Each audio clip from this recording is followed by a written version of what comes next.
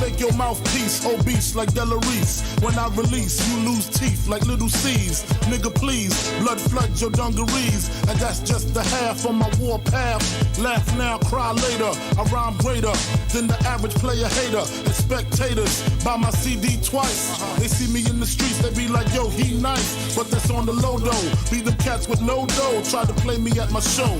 I pull out 4 foes and go up in their clothes. Short change niggas, snort cane niggas. Extortion came quicker, bought the range, nigga. It still tickle me. I used to be as strong as Ripple B, till little C's cripple me. Now I play hard like my girl's nipples be. The game sour like a pickle bee. Y'all know the rules.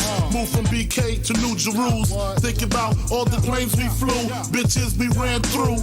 Now the year's new. I lay my game flat. I want my spot back. Take 2. Motherfuckers mad cause I blew. Niggas envy us. Too many niggas on my dick. Shit strenuous. When my men bust, you just move with such stamina. Slugs missed ya, I ain't mad at ya. We ain't mad at you. Blood rushing, concussions ain't nothing. Catch cases, come out frontin', smoking something. Sipping white Russians, bitch in the Benz bumping. I laced it with the basic. 6 TVs, a system, knocking lace shit. Face it, we hard to hit. Guard your shit before I stick you. For your re-up, wipe the pee up. Lick shots, woke your seat up. Go in the ashtray, spark the weed up. Long kiss.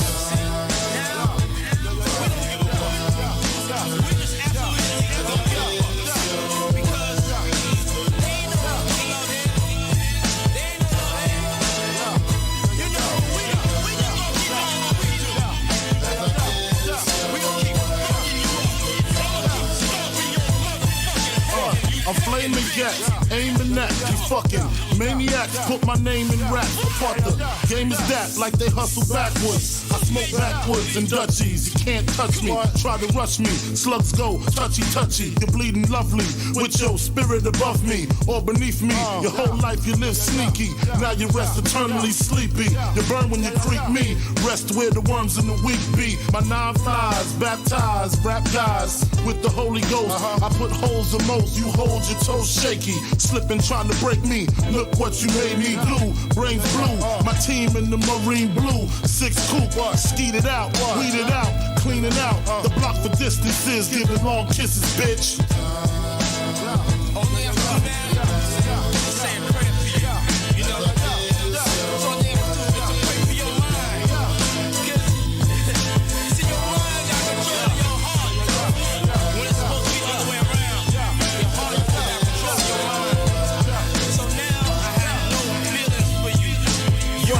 The medicine, corn's the medicine. I got the lettuce in. You turn green like cucumber skin. Got the new Hummer in the summer when I was the newcomer then. Drugs and Mac 10s, hug from fake friends. Make ends, they hate you. Be broke, girls won't date you. That's why I relate to. Choke your ass out till your face blue. Make you open the safe too. No matter how you call it, this brolic, alcoholic, like it's weed greened out, like it's brick solid. Distribute to kids who take heart like Valentine. Drink Valentine all the time. Slug hit your chest, tap your spine. Flatline, heard through the grapevine. They got fucked 4 times. Damn, at 3 to 9 fucked you up for real though. Swing still slow. Has a remorse, we feel no. See, the fucked up thing is that I love you. You know what I'm saying? It's just in my nature to love you. I can't hate you, cause it's not in my nature to hate you. You know, I don't know, maybe I'm a different type of individual. But have me on the line. And there's a thin line between love and hate. And God forbid I cross that line. I'm not gonna give a fuck. I'm telling you right, motherfucking now. The shit y'all done started is never gonna stop. We are never gonna stop. We're not talking about no other rappers. We talking about you, motherfucker. You know, come on, talk about we coming for you. We coming for you.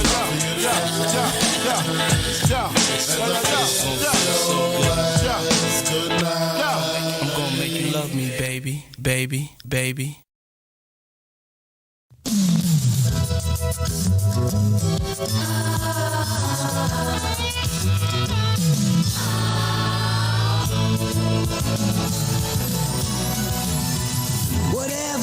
to predictability. The milkman, the paper boy, evening TV. Did I get delivered here? Somebody tell me please. So what's confusing me? Clouds as mean as you've ever seen. Ain't a bird knows your tune. Then a little voice inside you whispers, don't sell your dreams so soon. Everywhere you look, everywhere there's a heart, a hand to hold on to. Everywhere you look, everywhere there's a place, somebody who needs you. Everywhere you look, lost out there, you're all alone. Life is waiting to carry you home. Everywhere you look,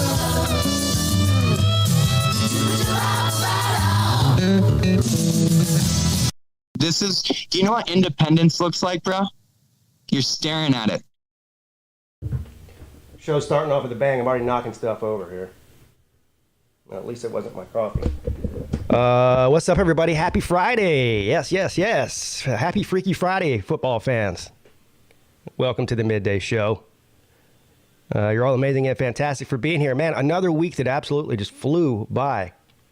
We do have a couple of games tonight, but I think they're all late games. We have, Southern Cal and Colorado. That's really probably not going to be much of a game anyways.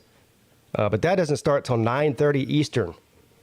So the chances of me watching that are pretty slim. I don't know. I might watch the first half, but actually I can't. I have a show tonight. That's right. 10 o'clock, the call-in show. What am I thinking? So I'll miss that game. But we do have some good games tomorrow. A quick update on the streaming for tomorrow. I will obviously be streaming Clemson at 3:30 for the public side of YouTube, Clemson and Louisville. The members poll has come to a conclusion, and this was the closest one yet. Most of the member polls for the games each week have been blowouts, like 70, 80% of you, all voted for the same game. That wasn't the case this time. There was 3 games to choose from. I know who won. It was Texas and TCU won. I think they came out with like 46% or something. I don't even know. Hold on. I'll tell you exactly what it is right now. Pull it up. Excuse me. Georgia, Mississippi State got 30%. TCU and Texas got 45%. And Wake Forest and North Carolina got 24%. Mrs. Peete claims that I was trying to sway her vote because she is a member. But I'm here to tell you that was a complete and total lie. I never told her who to vote for. So she lied to you.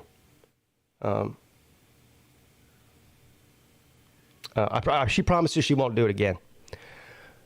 Anyway, so yeah, that's it. Tomorrow, TCU and Texas. I believe that comes on it's either 7 or 7:30. I don't remember. So if you want to come hang out and watch TCU versus Texas, and look, here's what we do. If a game's a blowout, we'll move on. All right? We're not married to a game for these, especially for these members-only streams. There's not a whole lot of rules over there. So, and guess what else? Also, I figured something out. Through my struggles with the internet situation last weekend when I was streaming the Clemson game, and my Wi-Fi went out. So let me clarify here. My TVs run on Wi-Fi. My phone runs on Wi-Fi or, the data plan. My laptop does not run on Wi-Fi. So I have it hardwired. I use the Ethernet cord because it's just better for streaming than Wi-Fi is, especially since I'm so far away from the router. So when the Wi-Fi went out, I was unable to watch the game on my TV. And so what I figured out after I couldn't get the Wi-Fi working again until the next day to continue the stream and watch the game is I'll just go on my laptop since it's Ethernet and that works. And I'll pull up Hulu on my laptop, same way I do on my TV, and watch the game that way, which is how we did the second half. So I fired the stream back up and just pulled up the game on my laptop on Hulu. So that got me thinking, because it worked fine. So that got me thinking on some of these game stream days. Since I only have one TV in here for now, I can still use my laptop as a second TV while I'm streaming. So we can watch more than one game at once. The only issue that I have is I like to stay constantly in the chat for the streams. That's part of the whole deal, is me chatting with the people in the chat. For the members only streams, for whatever reason, I can't pull up the chat on my phone because I'm not a member of my own channel, which is retarded. I mean, I should be able to tap into my members only stream if it's my stream, but that's something that YouTube hasn't figured out yet. So as far as YouTube's concerned, Pigskin Pete can't watch Pigskin Pete. Okay. Anyway, that's neither here nor there. So, but the point is, I can, if need be, I can watch multiple games at once without needing another TV. And believe me, I should have known that already. It took my Wi-Fi going out for me to figure it out because I'm an idiot, basically. But I don't think anybody is arguing that point. Thank you, Mayhem Matthew. I haven't seen you in a while. At least I feels like I haven't seen or heard from you in a while. I hope everything's going okay with you. He says, what are the chances that you see this exact $4.99 on some Coca-Cola peanut butter and jelly? Oh, use this exact $4.99. The chances are pretty low that I would eat a peanut butter and jelly sandwich. I don't think, you know, I couldn't tell you the last time I had a peanut butter and jelly sandwich. It's been a long time. Coca-Cola, yes. Now, I try not to drink too much soda because obvious health effects, and I'm not getting any younger. And I already have enough things that I do to myself that kill me. So I try to stay away from sugary soda drinks. But if I do have one, it's going to be usually a Coca-Cola. Yeah. Oh, yeah, that's another good point, Nature Boy. So YouTube takes half of the $5, so it's really about $2.50. Can I get a peanut butter jelly and a Coca-Cola for $2.50? I don't know. It's been a long time since I bought one. Pete should join the join. Well, that wouldn't make any sense, though. Then I'm just taking money away from myself and giving more to YouTube. Mrs. Pete used my credit card to buy to join my channel for her thing. Pepsi's better than Coke? Oh, that's blasphemy, sir. All right. Anyway, let's move on. Cheers to the chat. Of course, we'll do like we always do today. We will go through the news, and then we'll open up the StreamYard and bring some people in here and have a good time. I'll tell you what. Is anybody else being affected by this storm? So our kids are off of school today because of it. It's not even raining. It rained like shit all day yesterday. Rain, wind. Kids went to school. They come home from school. We find out they've now canceled school for Friday because of the storm. And now it's not storming. So they were off on Tuesday because it was election day. On Wednesday, they got an early release, which means it was a half day for no apparent reason at all. And now here we are on Friday. They're sitting home from school, and it's not even raining. And as you can tell, I'm a little bit perturbed about it. There's people the county, the district, the school districts over here, they have no idea what they're doing. No idea. And part of the problem is half of them aren't from here. So they see storm and they're not used to it. They don't know what to do. They have no idea what to do. Scared of a little bit of rain. Get out of here.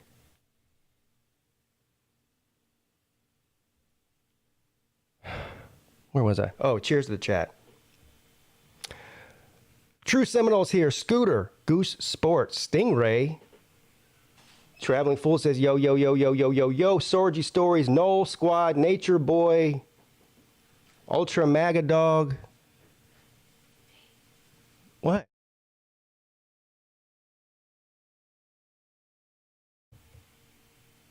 Colby's here. Mayhem Matthew Sea Dog. Did I already say Seminoles, Seth? I think I did. Jerry McGarretson, JW13120. Veterans Day. What about Veterans Day?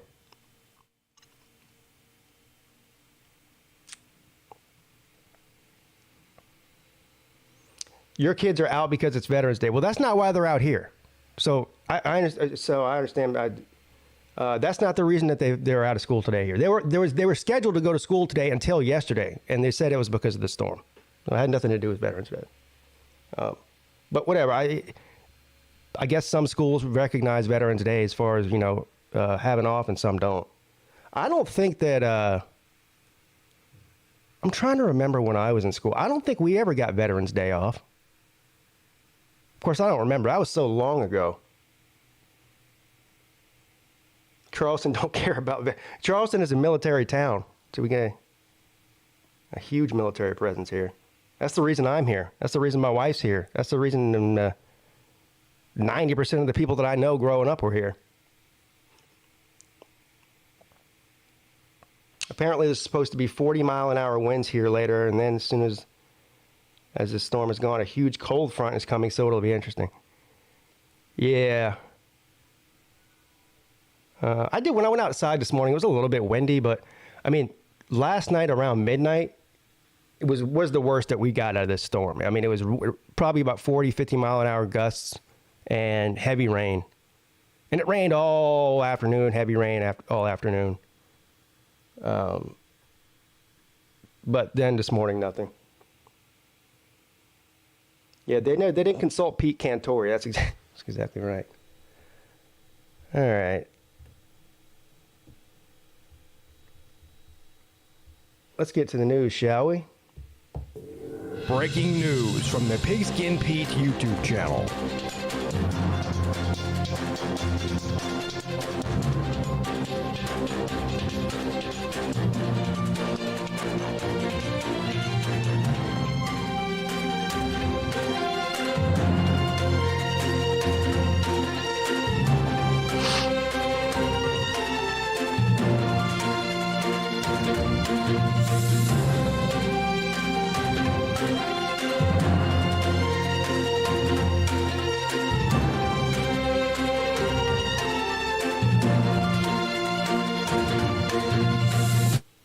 So the first story I see here is already, I know I'm clicking on it. It's a good headline. It got me. A school employee forgot her purse in the restroom. She was fired and arrested for what was inside. So let's play this fun game here. What was in the purse? So not only was she fired, it had to be something that was illegal. So I'm thinking most likely some sort of drugs, right? Either that or a firearm. I don't know. There's only two things I could think she would get arrested for. What do you guys think? I'm going to go the drug route. Scooter says gun. Colby, knife and pepper spray. Is knife and pepper spray illegal, though? I don't think it is. Maybe it is to have inside of a school. An illegal dildo, yeah, I don't think that's going to be it. Drugs and a gun. All right, well, let's find out. I'm going to say drugs. I think a very good popular answer is also some sort of weapon. Yeah. Maybe the combination of both. In Oconee, of course, this is in Florida. County primary school employee is out of a job facing charges. Quandra Johnson was non-teaching staff member at Okie County Primary School, according to the Okie County Sheriff's Office. Investigators say she left her purse on campus overnight in the staff restroom. An employee brought the purse to the front office where school officials discovered a gun. Dang. I was so close. Congratulations to all you people that said gun. This is funny because, well, not funny. Nothing funny about it, but interesting, I guess is the word I'm looking for here. Because, how many people are talking about how, teachers and whatnot should be armed for their own safety because of the school shootings and stuff. So she brings a gun to protect herself from a school shooter, and she ends up getting arrested for it. Investigators have no reason to believe Johnson had any intention of causing harm, according to the release. She was dismissed from employment and arrested for carrying a weapon inside a school safety zone. So there you go. It was a gun.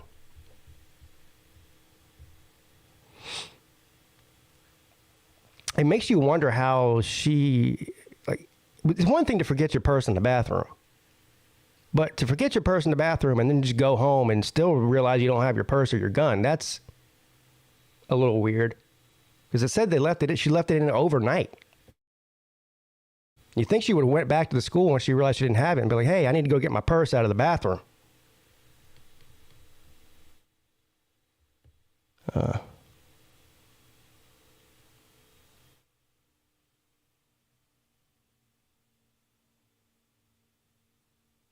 Nikita, now this shows you how out of it I am as far as like pop culture and whatnot. I don't even know who this person is. Nikita Dragon. And something tells me that's her on-stage name and not her government name. Arrested in Miami for a nude pool incident. First of all, being nude at a pool in Miami is normal. There's nothing to be arrested for there. Throwing water bottle at cop. Now that will get you arrested, yes. I'm debating whether I should click on that story. Let's see, Okay.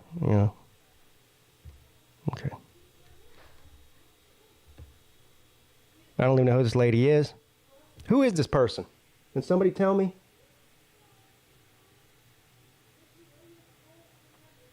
I have no idea who this person is. Dragun, and that's spelled D-R-A-G-U-N, gun instead of dragon. Like instead of the correct way with an O. I see what she did there. She's 26 years old, was staying in Miami over the past week. On Monday, police officers were called to the Good Time Hotel. The hotel guest was being disorderly and causing a disturbance. Well, she was having a good time. First of all, that's false advertising. If you call yourself the Good Time Hotel and then call the police once people start having a good time, you can go fuck yourself, just like Raj would say. Don't call yourself that, Yeah, you can go fuck yourself. How dare they? The social media star. Oh, there we go. Social media star. So let me guess. She's one of these. She's like an Instagram model, probably. One of these people who's famous for, showing her ass on the internet. Real name is Nikita Nguyen. Reportedly wandered around the hotel's pool area in the nude and played loud music from her room. Again, she was having fun, or having a good time. Google lists her as a transgender beauty influencer. Uh-oh, so it's a dude? Oh. Hotel security confronted Dragon, telling her that she would be asked to leave if she continued to cause a disturbance. In response, she reportedly slammed her hotel door on them and the police officers they were accompanying. She then opened the door again and asked, "Do you want more?" She's a real piece of work. The police report also stated that Dragon threw an open water bottle at security guard and the officers. Water spilled on the guard and one of the officers, and she was charged with a felony. Now, look. Should you be throwing water bottles at police? The answer to that is obviously no. It's a stupid thing to do. But what's the worst that's going to happen? You got a little bit of water on your uniform? Go cry me a fucking river. You give her a felony assault. I mean, these police, look, I understand. Under the letter of the law, is that, can you charge with somebody with something for doing that? Yeah. But let's be real here. You got some drunk man lady walking around at a pool naked. She throws an open bottle of Aquafina at you. Is that really worth charging her for a felony? Or maybe you just take it on the chin and be a human being. I don't know. That's just me. Anyway, she's a dumbass. Or he, or whatever it is.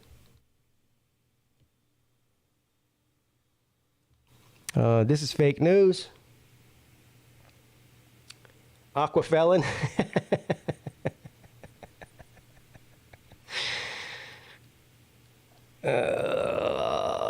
Scientists finally agree on how pyramids were built. No, they don't. And that is a clickbait ad. I'm not going to click on it.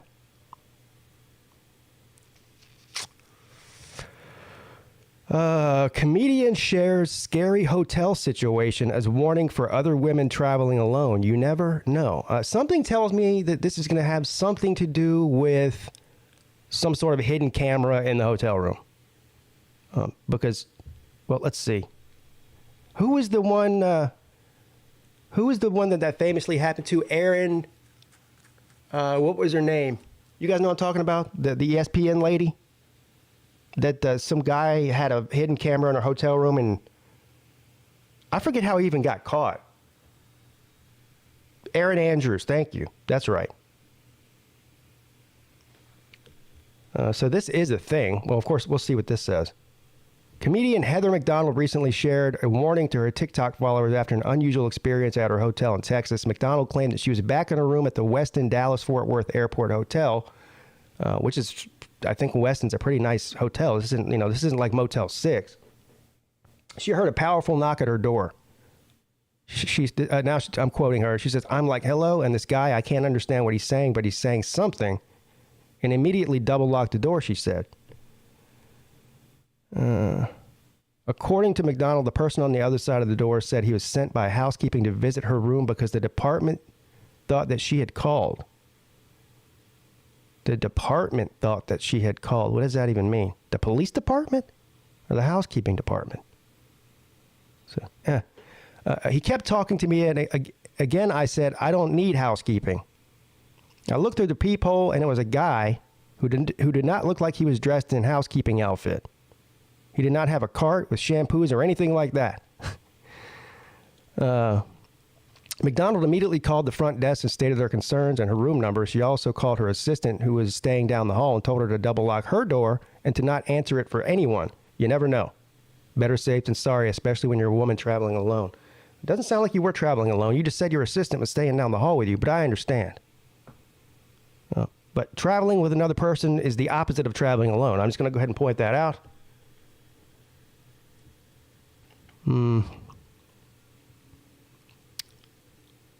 Okay, so some rando dude tried to get into her room, which is scary. Which is probably like that lady that got fired from the school. You should probably have a gun in your purse. Go see how it goes full circle. Manhunt underway for a man police say kidnapped, raped, and carjacked a woman. God knows. The gun in the purse is looking more and more inviting, isn't it?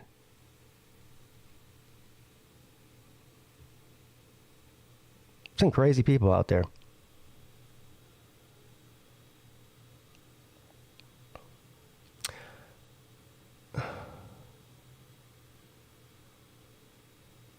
Yeah, I'm not going to read this whole story. So there's a guy on the loose. Where is this at? Is this California? I'm guessing it's in California. I don't know. Looks like Atlanta. Southwest Atlanta.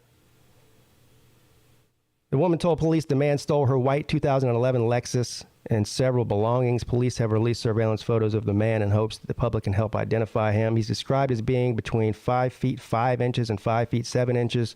Who is this? Well, I'm not going to make a bad joke like that. 145 to 165 pounds. She says he has bumps under his eyes, a stubble beard, and receding hairline. What does bumps under your eyes mean? That's a weird way to describe something. Bumps under his eyes.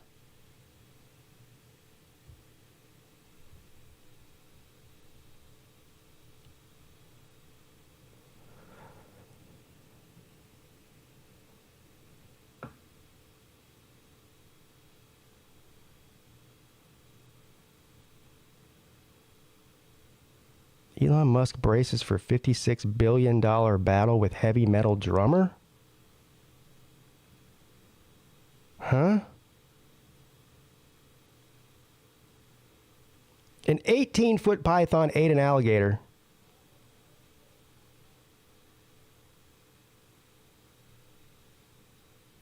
No problem. No problem going on down there in Florida with all the snakes. No problem. Nothing to see here. That snake right there that ate that alligator about 16 months ago belonged to some jabroni in Florida. That, you know, he's living in some guy's bathroom. And then the guy, you know, didn't know what to do with him anymore. So he, you know, just threw him out in the woods. Now he's our problem. Not my problem. I don't live in Florida.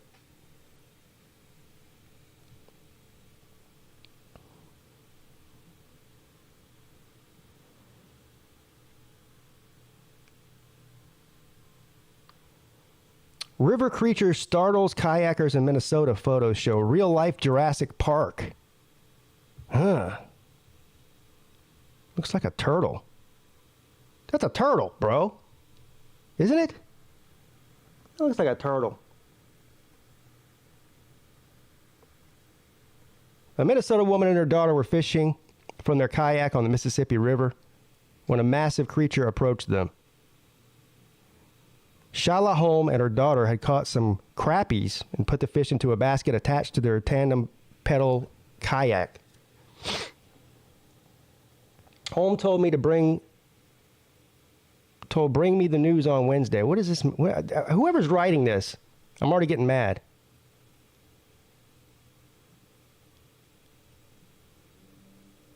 It took me a while to shake them off, she wrote on July 21st when they first saw the turtle. I told you it was a turtle. Obviously a turtle. That's not a river monster. Man, shut that. River monster.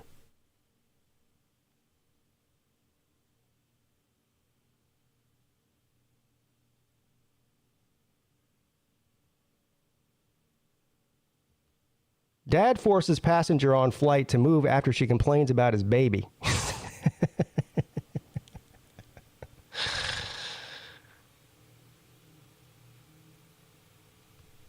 What?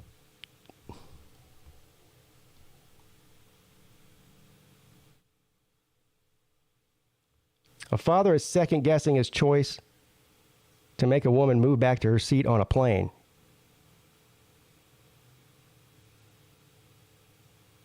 During a flight that was 70% full, a woman sat in the empty seat in front of his 1-year-old. The problem is that his 1-year-old likes to kick out his legs. Okay, so the kid was kicking the seat.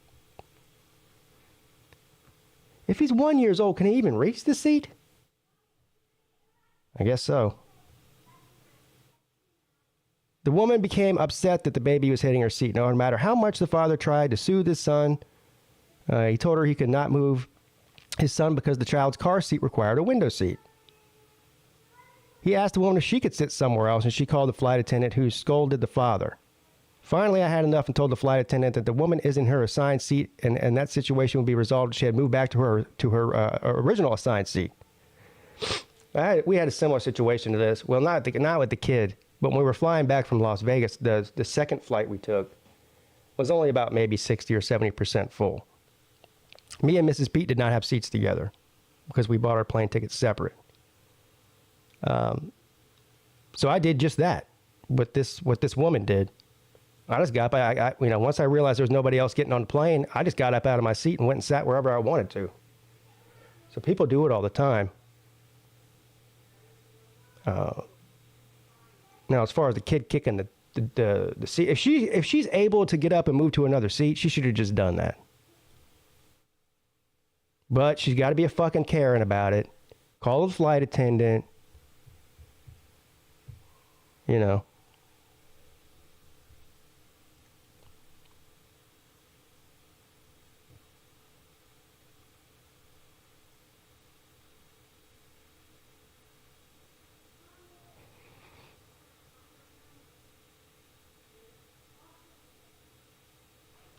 Mom captures son's creepy twin telepathy.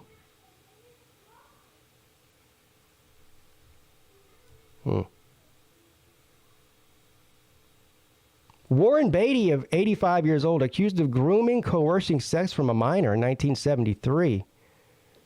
God damn, are the statute of limitations up on that yet?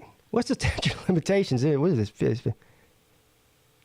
50 years ago. Warren Beatty got Me Too'd. That's right. He's being sued for allegedly sexually abusing a teenage girl almost 50 years ago. The actor would have been around 35 at the time. Christina Charlotte Hirsch filed a lawsuit in Los Angeles on Monday. And while it doesn't list Beatty by name, it identifies the defendant as a well-known Hollywood star who was nominated for an Oscar in his role as Clyde and Bonnie and Clyde. So, I mean, they literally named the movie and the role he played. Why don't they just say his name? Seems silly. The documents obtained by the Variety claim Hirsch is a survivor of childhood sex abuse, battery, assault, molestation, and abuse at the hands of the defendant. So, how old was she been at the time? Does it say? It says he was 35. How old was she?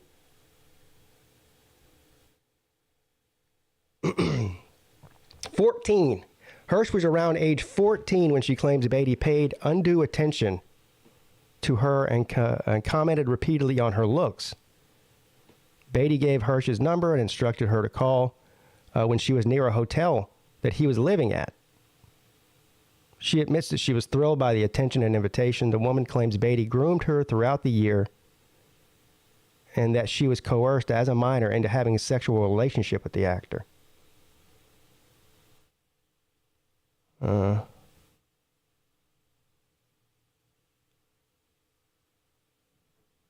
Beatty then married wife Annette Benning in 1994, and they have 4 kids. So there you go. He won't be criminally charged because, like I said, it was 50 years ago, but she can sue him in civil court, which is what she's doing.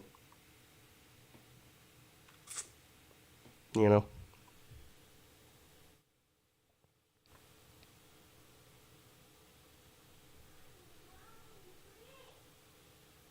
Listen to this.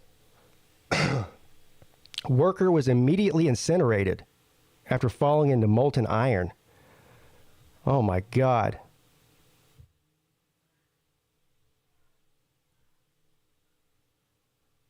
"39-year-old employee on their 9th day of work at the Caterpillar Foundry. I'm assuming they're talking about factory. They just don't know how to spell and they don't have an editor. Fell into a melting pot of iron and was immediately incinerated. The U.S. Department of Labor's Occupational Safety and Health Administration investigated this June 2nd fatality and found that the worker's death could have been prevented according to a November 9th news release. Of course it could have been avoided. That's why it's called an accident. The melting specialist was... his title was a melting specialist. Yeah. The melting specialist was removing an iron sample from the furnace when they fell into the pot of iron heated over 2,000 degrees Fahrenheit. The worker was employed at Caterpillar's Mapleton Foundry. What does he keep saying foundry? Is that the same thing as a factory? Oh, okay, fine, foundry. A worker's life could have been spared if the Caterpillar had made sure to require safety protections that were in place, but a fact that only holds this a tragedy, OSHA Regional Administrator Bill Donovan said. Producing more than 150,000 tons each year, Caterpillar's foundry is one of the nation's largest, and they should be acutely aware of the industry regulations to protect workers using melters and other dangerous equipment. Okay, so they're proposing a $145,000 fine to the Caterpillar company for this accident. Which honestly, for a company as big as Caterpillar, is pennies.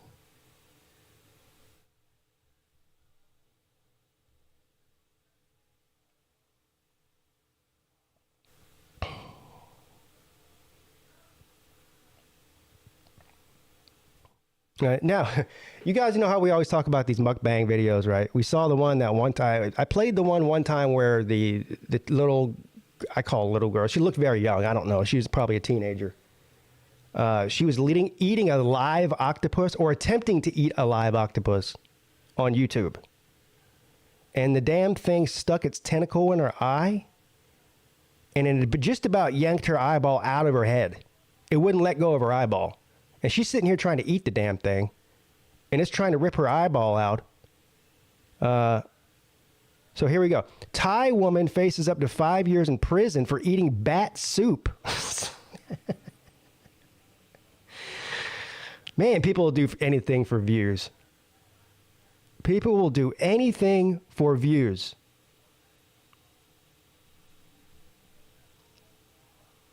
Bat soup. Oh my God! It's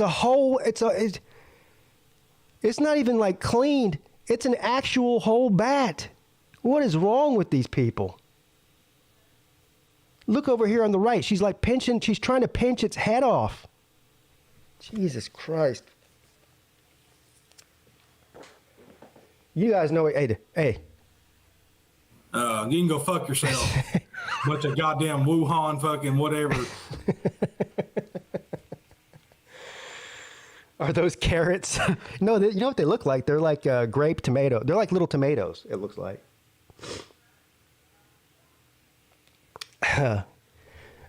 Wow, but she's getting sentenced to 5 years in prison for this? So Traveling Fool says bat soup is very popular in Indonesia. Well, apparently it's illegal in Thailand. I'm not going to even try to pronounce her name because I know I'll butcher it and it's going to sound terrible. She's facing up to 5 years in prison and a fine for up to $500,000 or 500,000 baht. I don't know what that is in dollars. It's $13,800 for possession of protected wildlife carcasses and for crimes violating the Computer Crimes Act of 2007. So they just have some different laws over there. And how is a bat a protected species? That's another thing I didn't know. Maybe they just started doing that since the Wuhan deal. In the video, she could be seen spreading the lesser Asiatic yellow bat's wings before tearing it apart to consume it. Oh.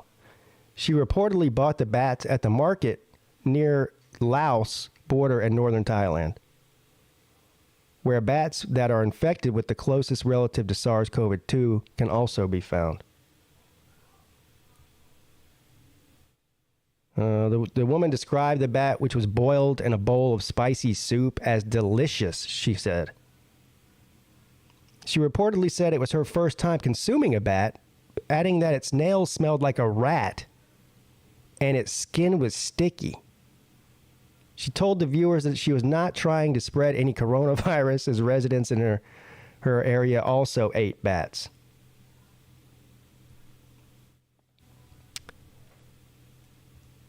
She said its nails smelled like a rat. How would anybody even know what a rat smells like? I don't know what a rat smells like. I've seen a rat before, but I didn't walk up to it and sniff it. However, many viewers found this video disturbing and criticized her for risking an outbreak of new diseases. If you're going to die, die alone. No one will blame you. But you'll be damned if you start a pandemic, one viewer said. Sounds like my comment section. On Monday, she wrote she was still alive. But after the clip went viral, the Department of Disease Control warned the public not to eat the bats due to health concerns, blah, blah, blah. I was shocked to see that in the clip because the incident should not have happened both in Thailand or around the world. It's a very risky behavior, especially as bats have a lot of pathogens. There is no proof that the hot water temperature will actually kill the germs. Just touching the saliva, blood, and the skin is considered a risk. Besides concern about the disease in bats, this woman can be guilty of breaking the Preservation of Protection and Wildlife Act because bats are protected animals, he added. There are more than 60 types of viruses that have been detected in bats and can spread to humans. He also noted that COVID, which originated in Wuhan, spread to humans from bats. Well, that's one theory.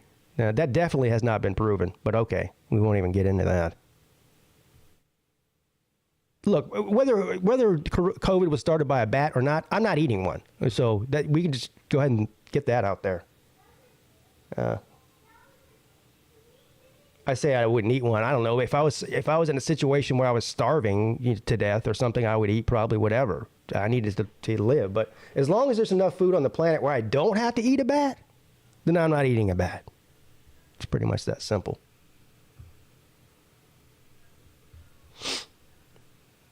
I think most of you probably agree with me on that. I'm also... Now, octopus is delicious. I have had octopus, or if anybody who's had calamari, which is just squid, tastes very similar. But, yeah, I'm not going to eat it when it's alive, though. Yeah, octopus, good. Live octopus, no good.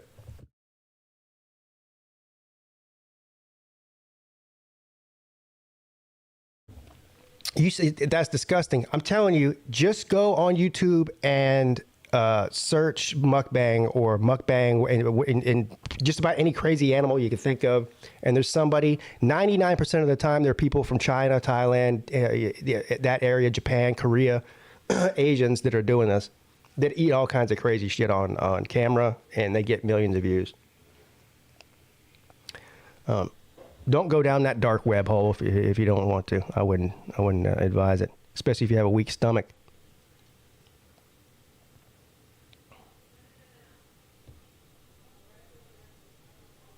Good boy, get him. Kentucky woman gets 20 years for sicking her pit bull on a man and killing him. She looks like a real prize. Look at her. Aches. Is there a video of it? Melissa Wolk, 40 years old, pled guilty to murdering. Damn, she's only 40. She looks 60. She's had a rough life, this lady. Where's the story? Hello? This is a different story. So they're not going to tell us what happened? There it is. There's the article, everybody. Courtesy of People magazine. Here it is. It's a whopping one sentence long. It goes, Melissa Woke, 40, pled guilty to murdering a 55-year-old Donald Abner. That's the story. Yeah, you can go fuck yourself.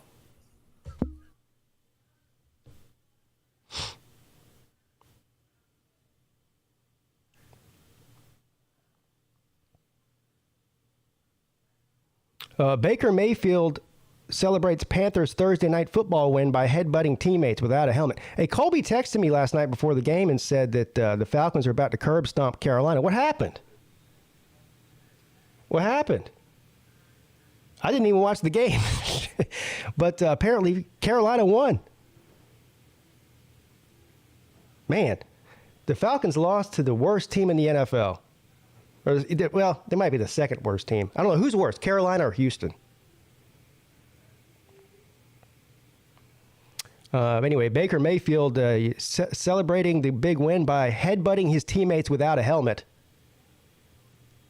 Somehow, I am not surprised in the least bit by that.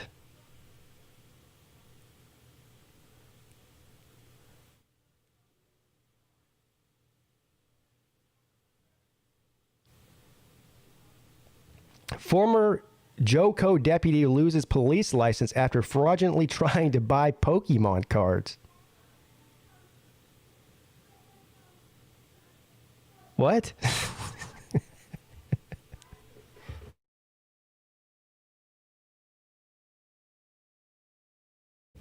Got this big Pokemon crime ring going on here. Where is this, in Kansas? Some of those fucking cards are worth a lot of money. That's probably what it has to do with. Johnson County deputy lost his Kansas police license after he tried to fraudulently purchase Pokemon cards. So he got caught in a big Pokemon trading card ring sting. William C. Knight was charged with one count of unlawful act involving a theft detection shield device, a felony according to court records. He had been employed with the Johnson County Sheriff's Office from March 2019 to May 2022, according to Kansas Commission of Peace Officers Standards and Training. On May 13th, Knight was in uniform and shopping at a retail store. He went to a self-checkout. Oh, here we go again. So this is one of those deals where he tried to buy. So he tried to steal Pokemon cards from the local grocery. Man, that's just sad. A 40-year-old man. He went to self-checkout with several Pokemon cards, sets, and groceries as well. Security guard became suspicious and approached Knight, who said he had to leave on a call. He was later identified and admitted that he removed barcodes from expensive items that he had at home and fraudulently placed them into Pokemon cards to buy them at a lower cost. The cards had a retail value of about $394. He was charged and entered. So okay, so the cop was, he did the whole bait and switch deal by trying to deceive the grocery store with barcodes at the self-checkout. We've read several stories here on the Midday Show that involve people trying to do this and getting caught. But it is just funny because it's Pokemon cards is what, of all the things that you're going to steal, a grown man goes in there and steals Pokemon cards.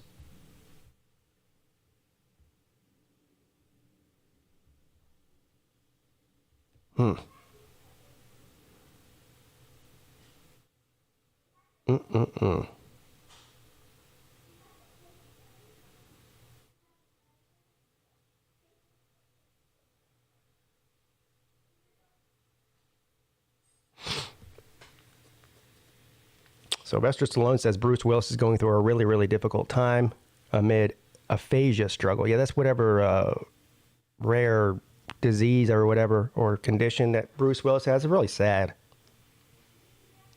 To me, it seems like it's kind of like Parkinson's. I don't really know much about it, but you lose your motor function, your ability to speak. Speaking of Bruce Willis, yes, Die Hard is a Christmas movie. And I won't hear anything other than confirmation of that from you people. Everybody knows it. There's two types of people. There's people that know that Die Hard is a Christmas movie, and then there's people in denial. So that's the only two kind of people.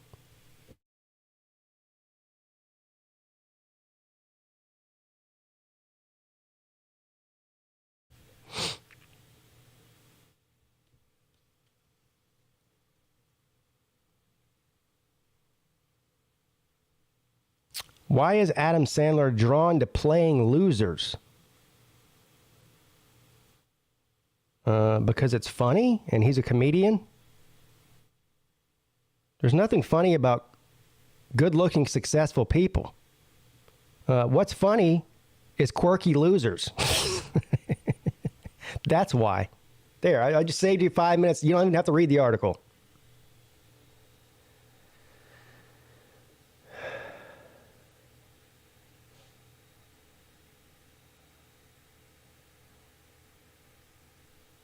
She made millions on OnlyFans. State fears she'll flee the country before trial for Miami murder. Okay, I think we read about this a couple of months ago when it happened. You remember the OnlyFans model that killed? Who'd she kill? Was it her boyfriend? Well, let's refresh our memory here. Prosecutors want to keep OnlyFans model Courtney Clenny behind bars, saying she could easily flee the county before trial on the allegations she murdered her boyfriend in Miami. It was her boyfriend. And they're pointing to her sizable wealth. She made millions from the website OnlyFans and her ability to work as an influencer anywhere in the world. Shit.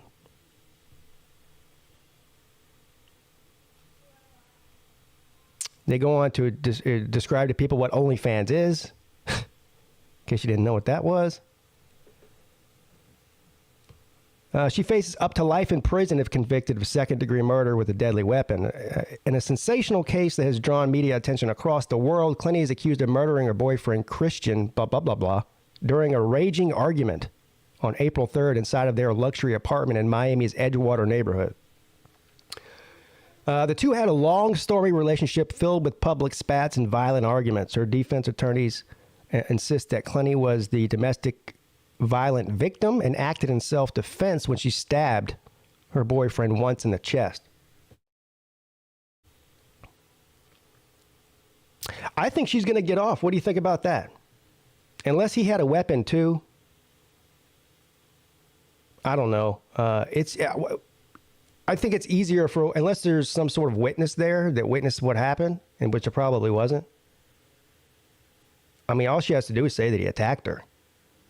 And then it's his word, her word against his, and he's not here to defend himself. So she can get one juror at least to believe that she's the victim and she was defending herself, and then she'll get off.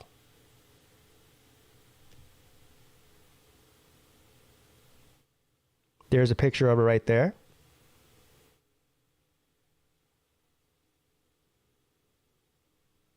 No comment.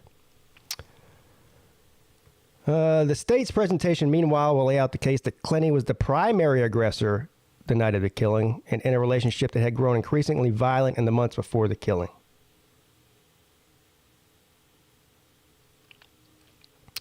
In their motion, the state pointed out that Clenny's arrest on battery charges in Las Vegas in 2021, in which she admitted she threw a glass at her boyfriend, and she, quote unquote, likes to throw objects at him.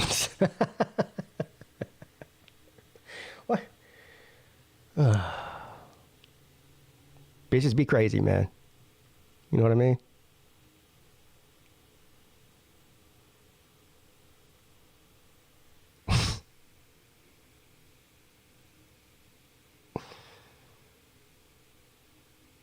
Hufferbilly says she looks good, but is she talented?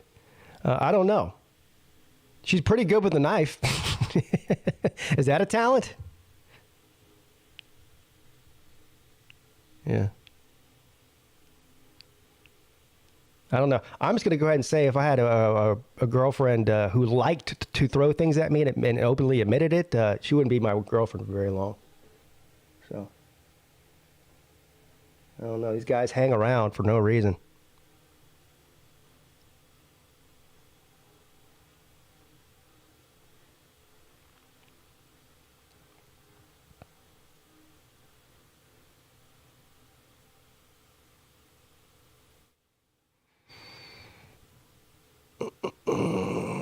Chilean authorities find body of missing British astronomer.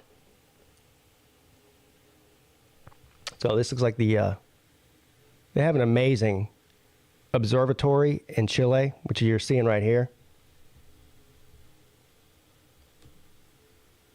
Right there. In Santiago, Chilean authorities on Thursday said they found the body of a British astronomer who went missing in mid-September at an observatory in the north of the country where he arrived for scientific research. They conducted an extensive search for Thomas Marsh of the University of Warwick across the vast area of La Silla Observatory, located in an arid mountainous area 600 kilometers north of Chile's capital of Santiago. After an intense search by a multidisciplinary team of police officers, they found the lifeless body of an astronomer missing since September 16th. They did not mention the cause of death. Okay, well, then...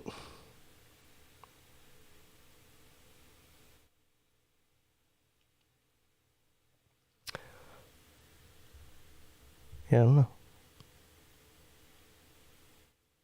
Foul play? Possibly. We'll never know because it's in Chile.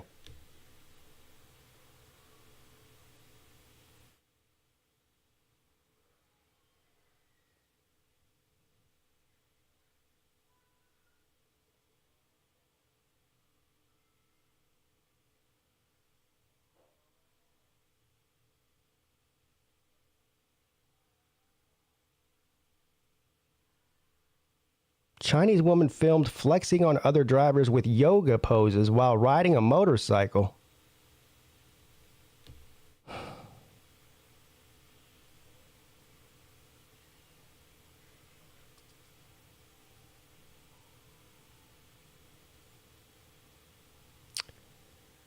Crash. Plane hits radio antenna as pilot does a stunt at an air show.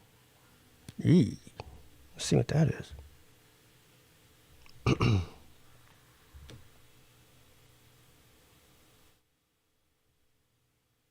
This is in Argentina. The video that was been released shows a shocking moment where the airplane hit a metal radio antenna on November 5th, 2022. Small plane crashes. Blah, blah. Spectators were attending the event to see the airplane stunts, but they were not expecting a collision to occur. The video shows multiple planes performing stunts for a crowd of spectators at the festival before panning to a plane that was flying from behind, which ultimately hit an antenna. Is there a video of this? Let's see. It's got to be. Yeah, that's not it. When they say they have a video and then they don't have a video, or they don't show the video. Anyway, the pilot survived the hit uninjured. Some spectators, on the other hand, did not take a hit, or did take a hit. 4 spectators on the ground were wounded by falling debris from the scary encounter. So the pilot, he's okay, but the plane fell on top of people's heads.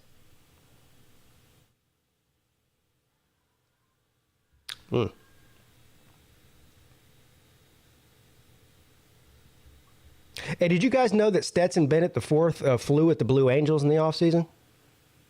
Yeah. He did. Also, did you guys know that DJ Uiagalelei lost 25 pounds in the offseason? It's true. He did. It's true.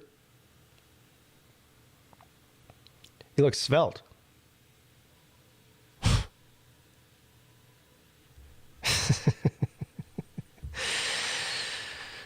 Oh, what's up? You're on with Pete. Those things wouldn't have fallen on the spectator pit if they had on their safety glasses. For some reason, it's hard to hear you. Is anybody else having that issue, or is it just me? Sorry about that. Is that better?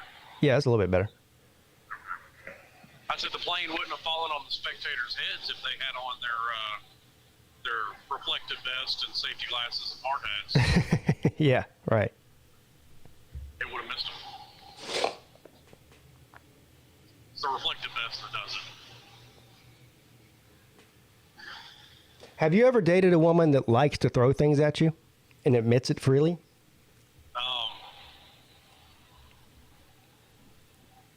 Not throw things, no. Okay. What is she like? I mean, like most people, I've had a fatal attraction or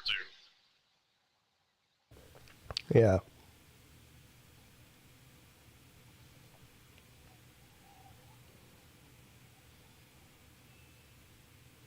See you later, Joey.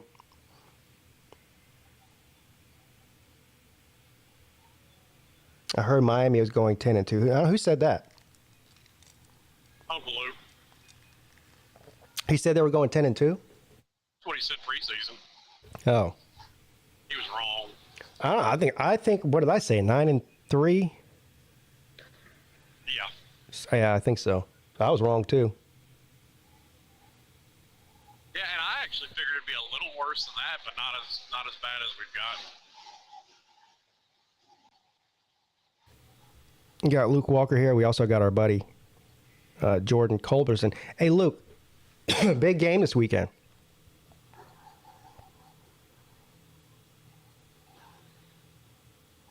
Right. It's so big he can't even speak on it. I know. His mic is muted. He might not even know it. Or maybe he does. I don't think it's Mike's muted. Like I said, the game for North Carolina this weekend is so massively, hugely ginormous. It blows that Tennessee-Georgia game out of the water. It blows Miami-Florida State in the 90s away. Well, it's a big game in the ACC. Well, I mean, those games ain't got nothing on what North Carolina's doing this Saturday. Yeah. It's so huge you can't even talk on it. It is an ACC coastal game, so yeah, it's the toughest division. Hey, it's half coastal. My headphone mic doesn't work, so I had to take it Where off. are you getting? Okay, Shady, what's this about the coastal again? The ACC is the toughest conference in football, and the That's ACC true. Coastal is the toughest division in football. I don't know why you're laughing. It's just a fact. And your quarterback is proof of it. My quarterback's proof of it? Oh, wait. Yeah, Is he it was more mid, Justin Fuente was a shit coach at Virginia he was mid as fuck in the ACC at Virginia Tech, but he's a Heisman candidate at Tennessee against that And, soft-ass Can I competition. ask you, Shay, can I ask you a question? Say Georgia played in the ACC Coastal. How do you think they'd do? They wouldn't win a game. Come on now. Probably not. Are you too high? I'm sober as a judge. Oh, good God. Oh, that's not saying much because I got a cousin that's a judge that's always high on coke. So Man, I can't believe that. Lou, please tell me you're listening to this. okay, listen. Your quarterback is the proof, sir. How many points could he score against Pittsburgh in that mighty Tennessee offense this year? 34. That's it? That's cute. So that means, since they both had to go to overtime, does that put Tennessee on par with West Virginia? It might. Okay, so does that mean that Missouri is as good as wait, hold on a second. Missouri's better than Tennessee, actually. Okay, so what does that mean about Georgia then? Because Georgia only held us to 13. So what does that mean? What do you mean? They held you to 13. So okay, so let me ask you this: say Georgia and North Carolina play today. Who you picking? North Carolina by 100. I don't know what you're talking about, sir. Good God, I don't know what the hell in that drinking water in North Carolina, but I mean, Missouri put up a hell of a lot more of a fight against Georgia than Tennessee did. yeah, it's also in Columbia, and yeah. Oh, okay. It's because you're in Athens now. I get it. Okay. Well, home field advantage has a huge difference. Yeah, 3 points according to Vegas. Yeah, home field is the difference between your offense looking like they've never seen a football And Hendon Hooker actually on the scoring CD. points. But this whole idea that somehow the ACC Coastal is just this phenomenal division. It is. I mean, North Carolina's like the only team right now that's worth a shit out of it. Prove it wrong. Your quarterback was mid as fuck in the ACC Coastal. He looks like a Heisman contender when he gets out of it. They're just so tough in the ACC Coastal that he couldn't look good. Yeah, those games against Virginia are just so much more tough than the games against teams like Alabama and Florida. Come on. I know, right? I know. Yeah. Yeah, Georgia and Alabama, yeah, they're shit teams. Nobody cares about them. Yeah. I mean, it's true. They just don't compare to Virginia and Pittsburgh. Oh my God. Hey Luke, what's with that spread on Wake Forest, man? What is the spread on it? Wake Forest is favored by 4. Yeah. I want to know the over/under on that game. Wake Forest is also favored by like 10 against NC State and lost by double digits. So I think Vegas is struggling with Wake Forest. Whatever the over is, take it. It's going to be 55 to 52. If that over/under is less than 100, take it. That's what I'm saying. If it's 80, There's been over 100 points scored in that game 2 years in a row. But yeah, I'm sorry. The ACC Coastal, besides maybe the Big Ten West, might be the two shittiest divisions in college football. But you have no evidence to back it up. We No have given evidence. clear evidence to why the ACC Coastal is better. Where's your evidence, sir? This is a court of law. You're presenting no case. Okay, who would you pick in a game? Tennessee or Virginia? That's not evidence, sir. Do you not understand the concept of evidence? Okay, let's look. Let's look here. Look at here. I mean, Jesus Christ, Georgia Tech won conferences and divisions and national titles when they were in the SEC. They're dog shit in the ACC. Kind of like how South Carolina's won the ACC and Miami hasn't. More evidence. But there's another point in my favor. South Carolina could actually win a conference. Wait. So you're saying that South Carolina won the ACC, but since they've been in the SEC, they can't win nothing? So what is it? What year did South Carolina win at 69, was it? Yes. 1969. Was and it their last year in the or ACC? something. They weren't really a great team even then. Okay, so you have to go back to the 1960s to find out when the ACC was terrible. That's great. Yeah, when Tulane was winning SEC championships. Ouchie! To me, if I was going to be picking a division in the ACC, I'd rather be in the Atlantic because at least you got competent teams. Okay, let's look. Okay, so North Carolina's doing well. I'm proud of them. They're doing really good. Okay, you're going to keep going down this rabbit hole, but you've yet to present any evidence, sir. And we went through this the other day when I was talking about Tennessee, and your only response to that was, well, Miami. That's not a response. That's called a lack of a response. Okay, let me ask you this question. Would you pick Duke over Georgia? What does that matter? That's not evidence. Well, you're sitting there saying how the ACC Coastal is worlds ahead of anything in the SEC.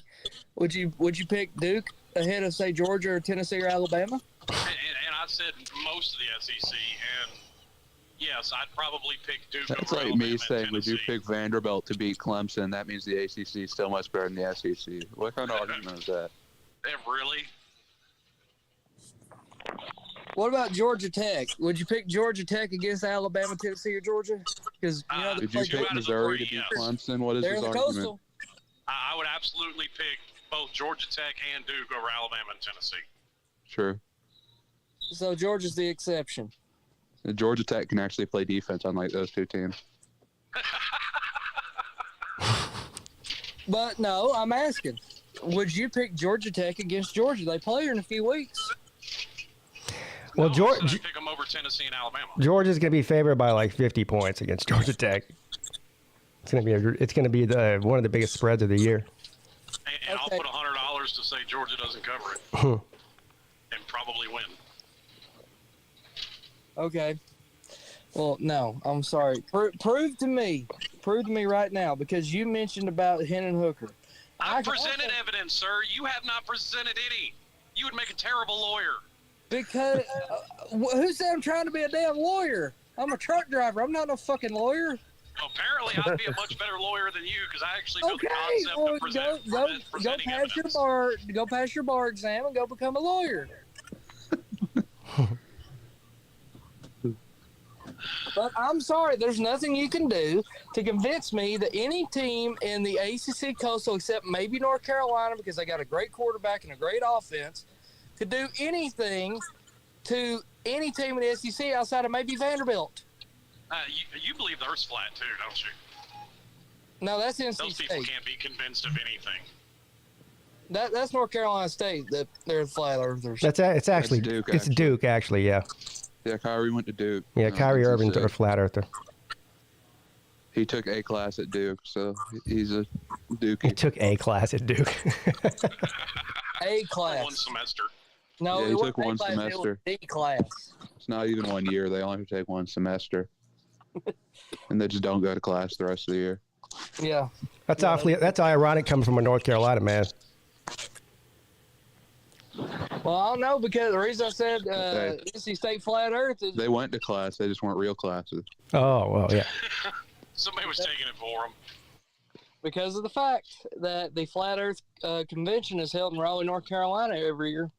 Well, don't change the Did subject, we find out sir. it wasn't in Raleigh? I don't even like NC State people. I don't know why I'm defending them. Don't deflect now just because you still can't come up with evidence to support your theory. Well, What are y'all? I'm confused on what your argument is, Slim. What's your argument? Colby, this The is ACC Coastal is clearly superior to the SEC. this is the most ridiculous argument you've ever heard in your life, Colby. That's what it is. Yeah.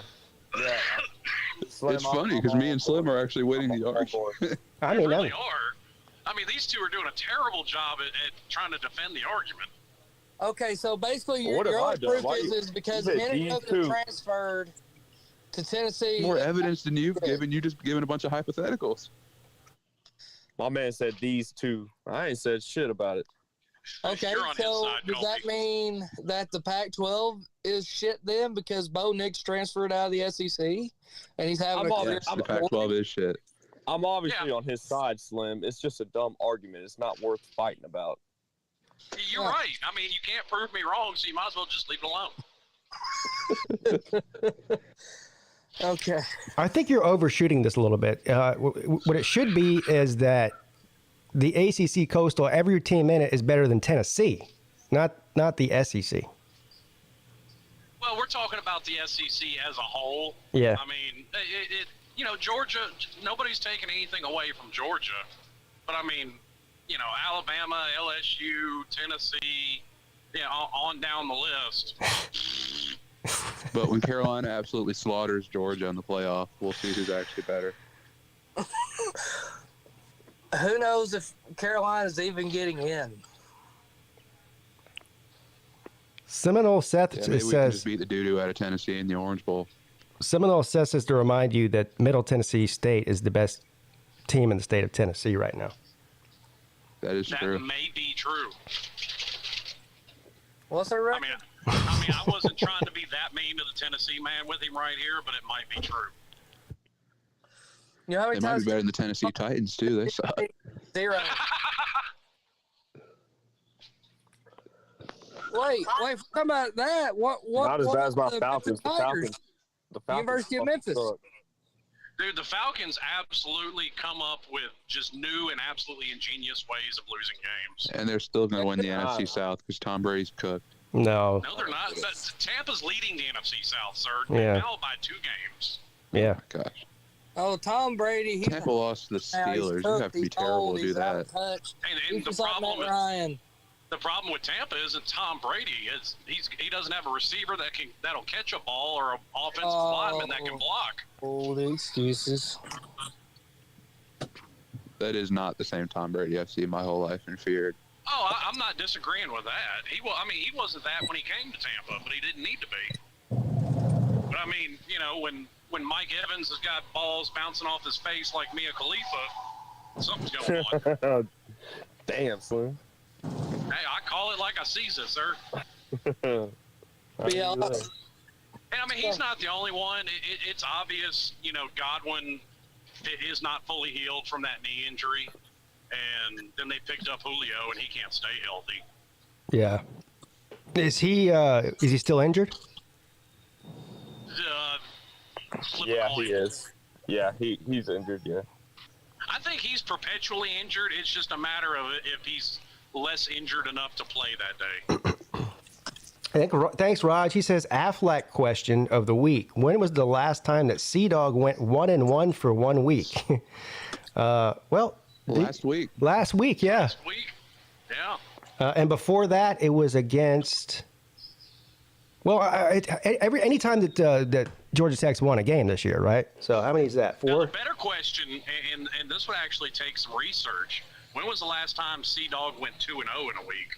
Now that's that's a different story. It's been it hasn't happened Didn't this. you say it on the ACC show? It was when last time Georgia Tech beat Georgia. Probably the last time is when. Really? 2014 when Georgia Tech beat I think Georgia. he said, wasn't it 2016? Well, no, I'm saying did he go 2-0 in 2019, the week that Georgia lost to South Carolina? Apparently he didn't. It was like 2016 or 2017. So 2019 was when they lost to South Carolina, right? Yeah. So did Georgia Tech was awful that year, so they probably didn't win. Yeah. No, I didn't.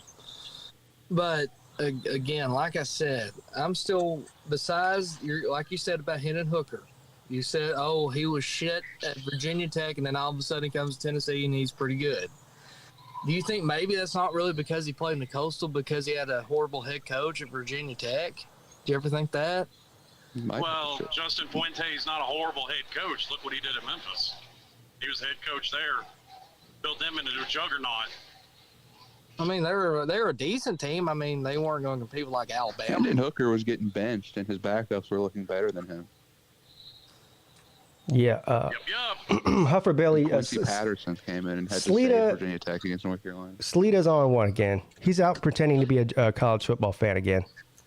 Is he? Yeah, he's all over my page clowning Clemson. Had to get back on the bandwagon. I'm like, dude, nobody even knew he had ever cared about college football until last season, and he's been on YouTube for 12 years.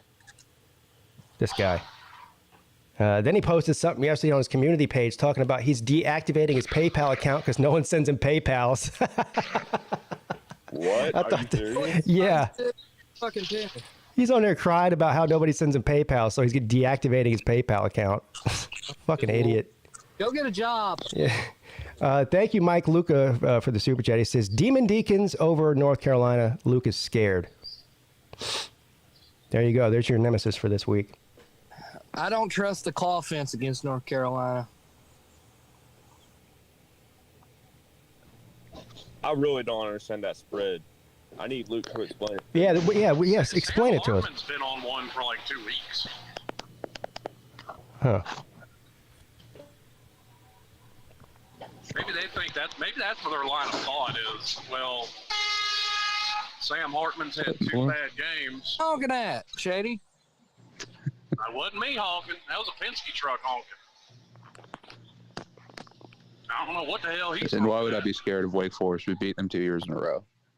I'm not saying scared, but y'all are an underdog. I just don't get it. I don't understand. Yeah, that's a weird line. I was thinking it'd be North Carolina favored by like a touchdown. I don't know about a touchdown, but we should be favored at least. I think so too. Because the game's going to be so high scoring, it's going to have to be close. So, Go ahead. Wake Forest defense, I think, is better than North Carolina's, right? I think. Do we all agree there? Yeah, I think it's better than North Carolina's. I think they're really close, and I'd say Carolina's has been better recently. I don't know about that. I disagree. Now, I'll say this. How do y'all feel about Louisville against Clemson? Clemson's only a 7-point favorite. Mm-hmm. Dude, I'm calling it now. Clemson's going to be on a 2-game losing streak when Miami comes rolling into town. Oof. So Shady, you're saying the Taters are getting mashed this week? Yes. They're going to meet at the ball when they lose? Put on your seatbelt, whoever that is. That ain't me. Ironically, Louisville does have one of the best rushing defenses in the country, and if Clemson decides to run the ball this week like they should have last week, that's their strength. So it is interesting. Yeah, but like Bobby pointed out yesterday, Clemson won't run the ball. Like Will Shipley had like 12 touches in the Notre Dame game. What's up with that? I don't know. I mean, the week before that, he had like 20-something carries. So yeah, I don't get that. You have to have an established run game. And I made this. I mean, I know it's not necessarily comparable, but it's still football. I mean, I pointed to when Tampa got absolutely obliterated by New Orleans. They rushed the ball 3 times. I'm like, what are y'all doing? Yeah. And that, I mean, you want to look at this season, Miami's been very inconsistent in front of the ball, which I think is a big problem, one of the bigger problems with their offense. Yeah, I feel like these coaches outthink themselves or something. I don't understand why. The thing that you've done best all season long, you just abandon it on the road in a primetime game, and you see what happened. And I don't think it's putting DJ in a great position either, because you're trying to have him, pass the ball 40 times a game, and I think he's better suited when you're not.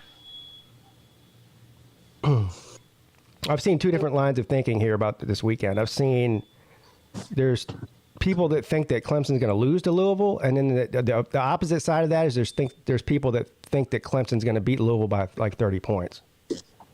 I don't know if Clemson can score 30 points on Louisville, but I think they'll win the game. Well, my prediction is you're fixing to be halfway through a 3-game losing streak. 3 games. Now it's 3 games. Yeah. Okay, now I agree with the Louisville one, but Miami's fucking horrible. I would say 4-game losing streak, but you play South Carolina in between. I don't know. You know what? It might be 5. And South Carolina might take them, and then North Carolina. How depressed is the Tater Man going to be if you lose to North and South Carolina in consecutive weeks? That would be depressing, yeah. You know what else is depressing? Championship Saturday is on, is it December the 2nd? Is that right? I think you're right, yeah. So it's usually the first Saturday in December, right? So that would be December the 2nd. I got a text message yesterday from my brother coming in from out of town. It's the weekend of my mom's birthday. So they want to go out and do something that day. And I was like, man, I mean, I can't not go. My mom's 80 years old. I can't not go to her birthday. Right. and then just say because it's championship Saturday. So I don't know. The thing is, it depends on what time the games are. I mean, tell them you got to work. Yeah. Hey, I got to work. We got to do this during the day or something. Well, they're gonna do it at like 5 o'clock in the evening. So I'm hoping one of two things: that the Clemson or the ACC championship game is either like the noon slot or at the 8 o'clock slot. Do they even have a noon slot, or is it just 3:30 and then prime time? I think I think so. Yeah. I don't know. We'll figure it out. Sucks though, but. Thank you, Mike Luca. Luca's ridiculous. Wake's defense is better than, and it's not even close. North Carolina, number 122 overall defense, and Wake is number 65. I thought UNC students were supposed to be smart. Damn. There's a whole lot of facts in that statement. There is. A whole lot I mean, more facts besides than total the defense, Tennessee what is he fans using besides total defense? Points, yards per play. And in our last 5 Power 5 games, we're giving up 24 points per game. Wake Forest is giving up 33. Jay, don't use games against Army and VMI to prop up your stats. Jay says, the ACC is garbage when you know that Notre Dame is the best team in the ACC. They beat the 2 best teams in their conference. Well, they're not in a conference, number one. So they're not in the ACC. So how can they be the best team of a conference they don't belong to? Second of all, they were We played tomorrow. They were in the ACC in 2020, and guess what? They lost. They got absolutely butt. They got blown off the field in the championship game by guess who? That's right, the Tigers. The Tater Man. The Tater Man. So they had their chance, and they failed miserably. Yeah, if they really want to be the best team in the ACC, they should join the ACC. Yeah. You know, they've refused to play Miami since we handed them their ass down in Miami, too. Notre Dame doesn't have much luck down there. And Carolina also has a thing of just losing to any Notre Dame team they play for some reason. Even if we're the better team, we just manage to lose to them all the time. All right, Kind of like how Virginia just manages to keep losing to Virginia Tech. Yeah, kind of like that. It's not often we're the better team, but even when we are, we still lose. See you later, Colby. Appreciate you. Colby didn't even say bye, asshole. Just disappeared. It looks like he's going into a movie. He says Black Panther time. Is that coming out today? I'll probably pass on that. Well, I haven't seen the first one, so I'm not going to see the second one until I see the first one. So I saw the first. I didn't see the first one in theaters, but I saw it. It was another mediocre cookie cutter Marvel movie. yeah, So who else we got here? we got Raj What's up, you bad motherfuckers? and Hey, Raj, can I ask you a question? Yeah, I might have an answer for it. Okay, so you're a Georgia man, right? Yeah. Okay, so Shady's sitting here saying how the ACC Coastal is the best division in college football. They're better than anybody in the SEC. I want to see what you think about that. God, this Tennessee man is so butthurt. Jesus. I'm going to pull a Mike Gundy and go. Yeah, you can go fuck yourself. Raj has presented just as much evidence as the Tennessee man. Yeah. Hey, the reason I want to get on here, the other day, you talking about Salita or whatever, fucking I get up at 3 o'clock in the morning to go to work with BBD. I guess he did this into 4 a.m. prompt stream or whatever. Yeah. And then they got to talking about Tennessee and Georgia and this and that or whatever. Then he popped in there because somebody had said something about his fandom. And then he was like, yeah, man, I've known Georgia since the 80s, man, and this and that. And he said, I know everything about him. And then 10 seconds later, he goes, well, we had that big player. I can't remember his damn name. And I go, oh, you fucking idiot. who was it? Salita? Oh Jesus, was that today? No, it was a couple of days ago. Yeah, Salita. Who's Salita? He was in there running his mouth about how he he had been a Georgia fan since the 70s and the 80s, and that his fanhood run deep. And then like 10 seconds later, he goes, "Well, we did have one player. What? I can't remember his name to save my life, but he was a big one back in the day." And I go, "You stupid fucking idiot." You should have asked him if he remembered the Ray Goff era in the early 90s.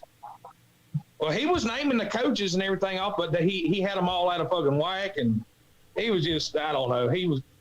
Jordan, you want to know who Sleeta is here? I'm going to show you. What about that hair, though? Who is that hair played? Do you support Sleeta, Pete? Do I support him? Yeah. I don't even know what that means. You joined his shout him out in join. your videos. Yeah, you don't shout him out in your videos. You don't support him. Yeah, I guess not. Yeah, if you don't join his join, and if he can't join your join, and if you don't send him a super chat, then you don't have no business being over there. He's got a video on here from 2 days ago called "Stroll Down Embarrassing Lane. Sleeta loses a bet to Normcam and sings Baby Baby by Justin Bieber." Do we want to see that? Yes. No, not really. Yeah, no, that's entertaining. I'd rather be hitting the fucking back of the leg with a nail in it than actually listen to that shit. That's entertainment, man. Jesus God. Pete did join Sleeta's join. No, I definitely didn't. But Raj, I'll say this: It's not good enough though. He doesn't shout him out in his video. If you don't support him and you don't join his join and leave the thumbs and comments in his comment section, then he's not going to join your join and be a part of your fuck. Who gives a flying fucking dog dick what the fuck you do? Where's the video I saw him the other day? It said something about he must have taken it down. He had a video or a live stream that was the title was "I'm the best Atlanta Falcons YouTuber and it's not even close" or some shit like that. Oh shit.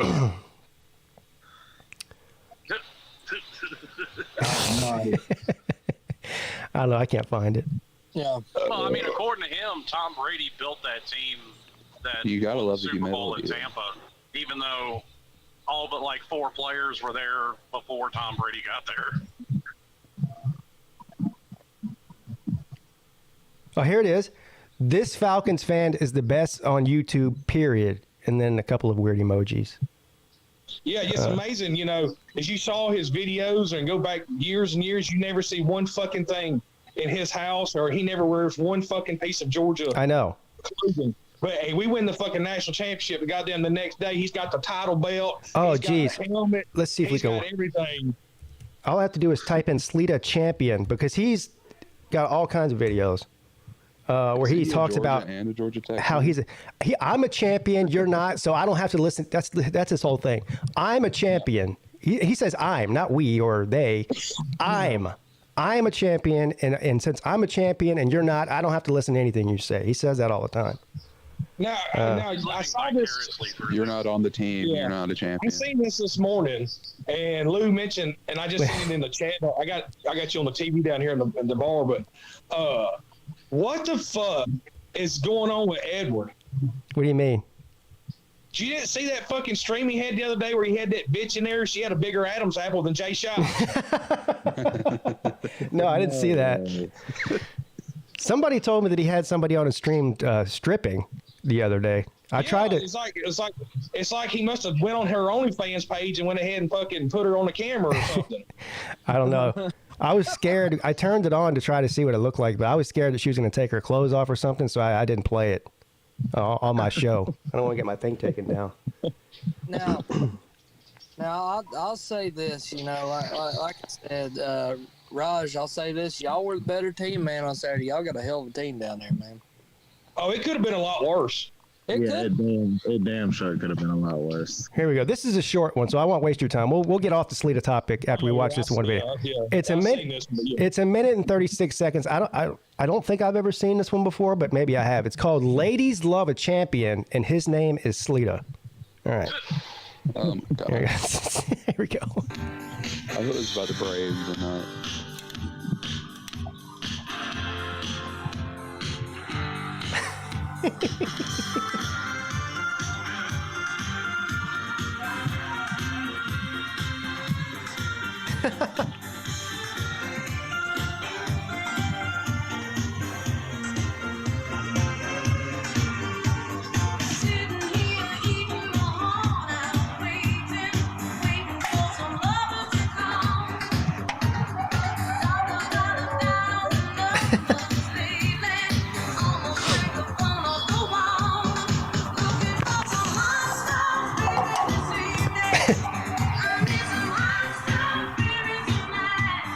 These motherfuckers drinking Twisted Tea. Yeah.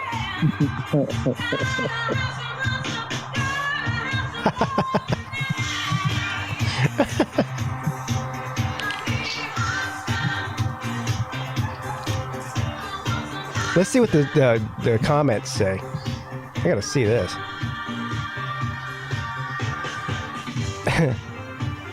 See, that right there is the perfect example of what's wrong with social media. It's got these losers out here thinking they're winners. He's a champion, bro. I think YouTube channels should be like driver's license. So people should have to pass a shitload of tests to be able to have a training day. Yeah, no shit. Is he playing the music through speakers? Yeah, no, that's the other thing about Sleeta. He's got that $25 surround sound he got from Goodwill. Yeah, so he does his show. It's so easy to just put audio in Premiere. Look, he does his show from what I can tell from a laptop. So he should be able to pipe in the music through the laptop. He hasn't figured that out. So you get the external speakers coming in through the laptop speaker sound. It sounds amazing. You know. Oh my goodness. Yeah, you would think all the shit I got down and how much money I got on myself. I learned how to fucking work this fucking thing over here. Here's our boy John. Notre Dame versus Navy preview, the game of the week. Man, he was happy this week. I don't blame the guy. I mean, they've been tortured. He's not in a casket. Man, I bet his old lady caught a fucking stabbing that night. I mean, shit. She got the old round robin, I bet. You got to feel good for the dude. You got him a fucking win, I mean. Yeah, I feel good. I mean, I'm happy for him. I mean, I'm not happy that it was at the expense of Clemson, but it takes a lot for me to feel bad for Notre Dame fans. I'm not that happy for it. Yeah. Well, I mean, is it raining up where you're at, Pete? It's fucking pouring here, man. Let me. You know what? I don't know because it wasn't when it's sunny out here now. Let's go. It wasn't when I started the show, but it looks like it might be now. I tell you what, we got up at 8 a.m. to take a physics test, and it was pouring rain while I was walking over there. We got the worst of it yesterday, Raj. I don't know. Maybe we're gonna get what you're getting now later today or something. I don't know, but yesterday was pretty bad. Atlanta when I left. Yeah. Pop top again. I wonder if Mike Vick called to check on Celine Driver. Probably not. Doesn't care. Vic don't give a fuck about anybody. You know, he definitely. Vic ain't calling nobody. He definitely doesn't give a shit about Celine. He ain't calling nobody. Yeah. Under pressure from everybody else, he ended up texting me last time we had the hurricane here to make sure that I was okay. But that was only because people told him to. He didn't really care. You know. Yeah, he don't care. Vic's a fucking savage. All right, let's just get it through everybody's head right now. Everybody in here, besides TriStar, besides Judge, has met Vic, and we know that motherfucker don't care. He'll run over you. Yeah. He don't give a fuck. He comes in this old boring studio over here and about fucking tore me and Tiger Baskins a new asshole last time because that fucker, he's a fucking savage, so he don't give a fuck. This man got a Lamborghini in the form of a wheelchair. Yeah. Vic, bro. Fucking Ricky Bobby ain't got shit on Mike Vick. No, he got off-road tires on the wheelchair. For real.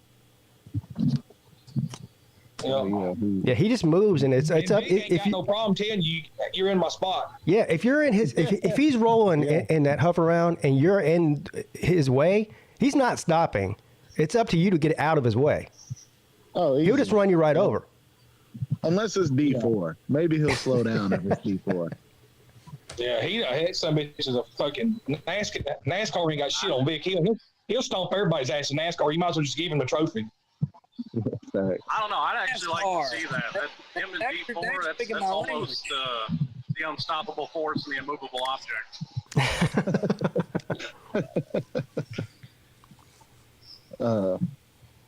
Yeah.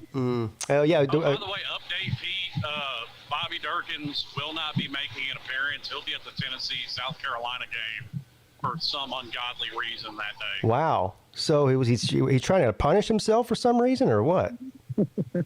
I think think it's family thing, so family members are trying to punish him. Maybe pissed him off. Yeah, actually, I think his wife's side of the family, like her parents and brothers and sisters, I think they're all Gamecocks.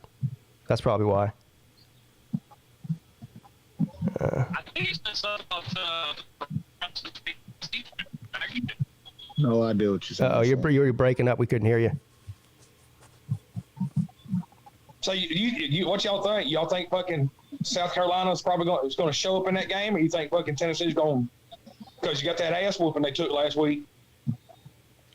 Yeah, that's it. Georgia.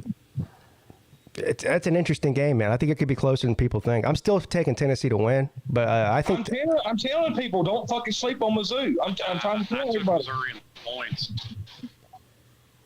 Oh, I thought, Missouri's defense shows up Mizzou like was they have definitely been punched doing. above their weight. okay, so we're talking about two different things here. I was talking about next week, South Carolina, Tennessee.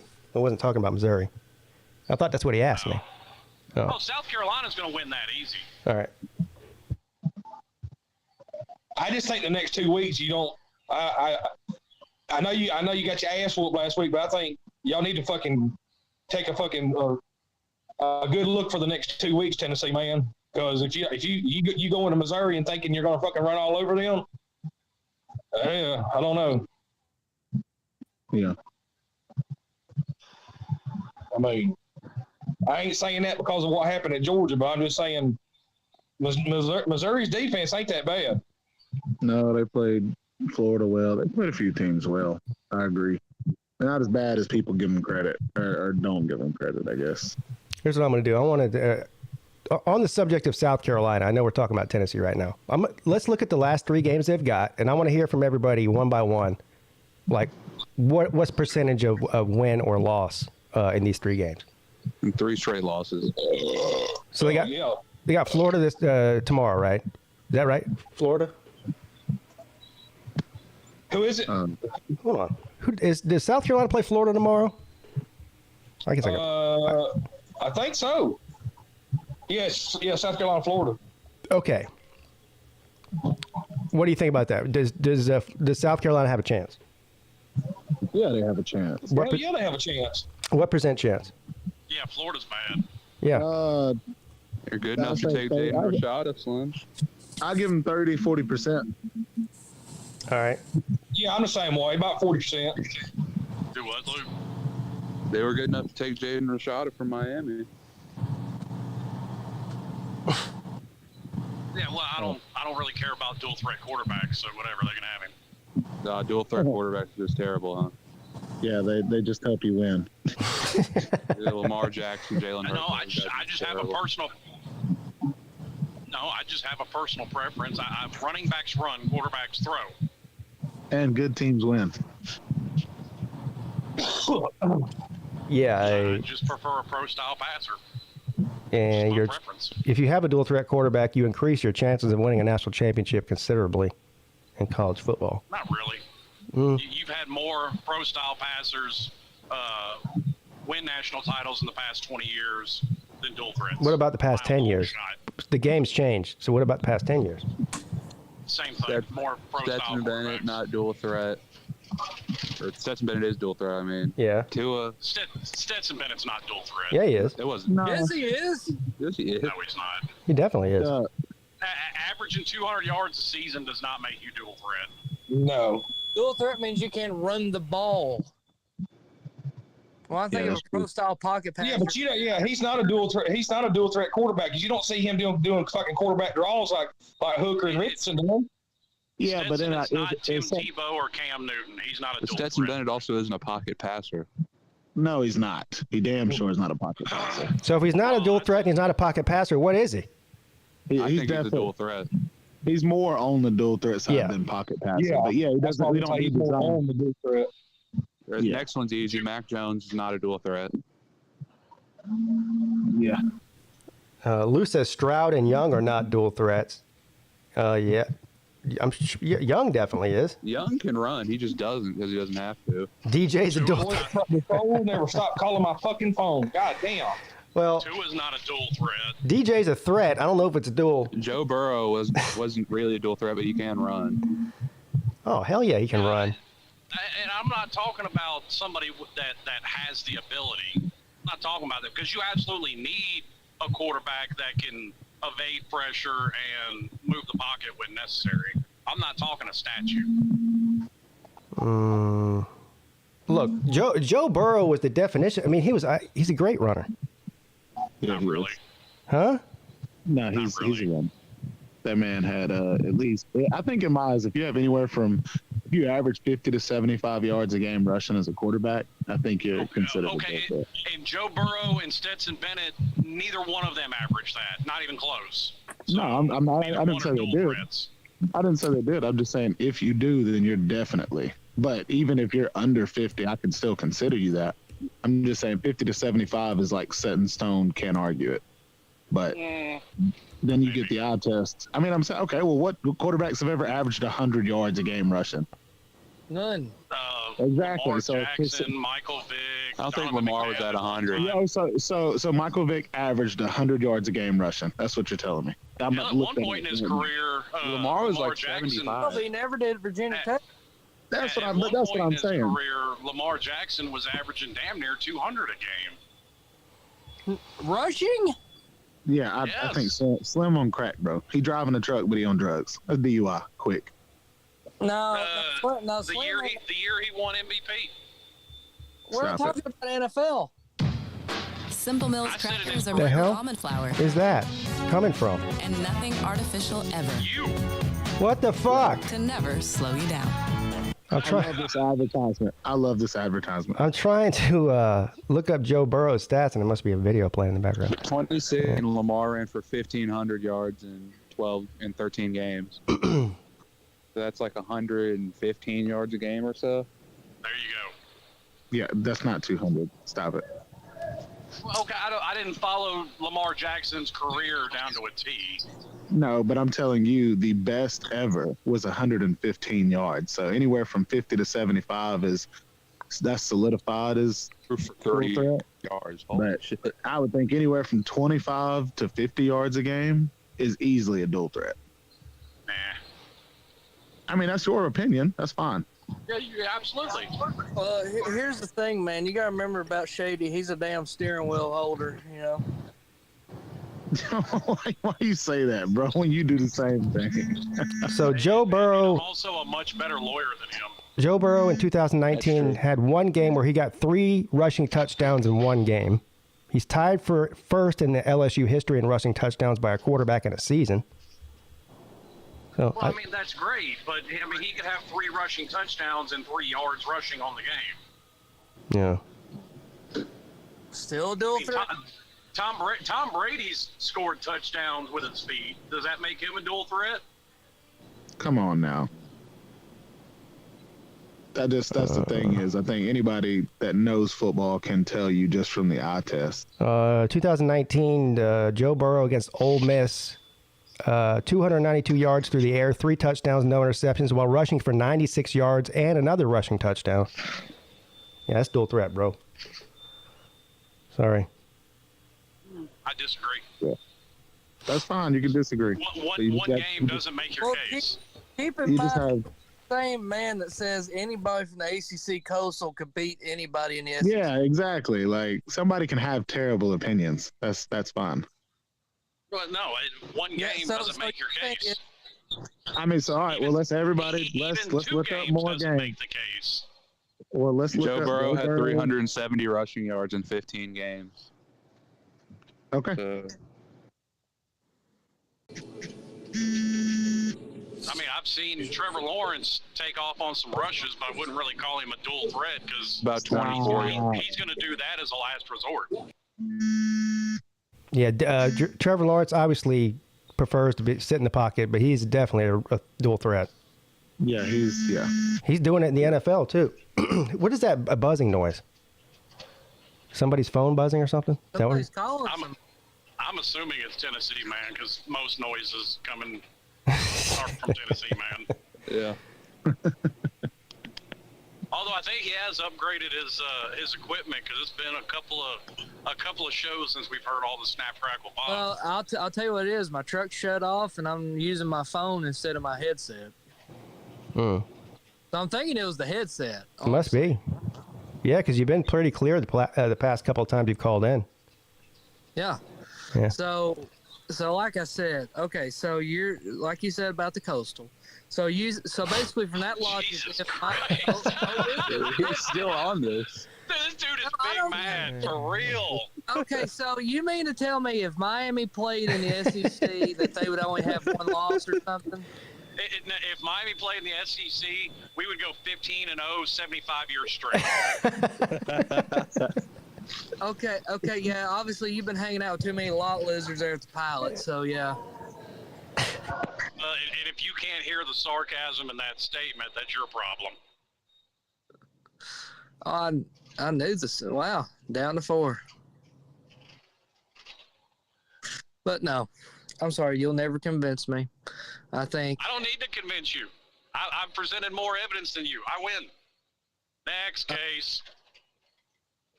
Oh, God. I rest my case, Your Honor. Oh, and I move for immediate dismissal of the case based on lack of any evidence presented. Thank you very much. Have a nice day. I'd make a good lawyer. Yeah, that was good. I object. No stain. Nobody cares.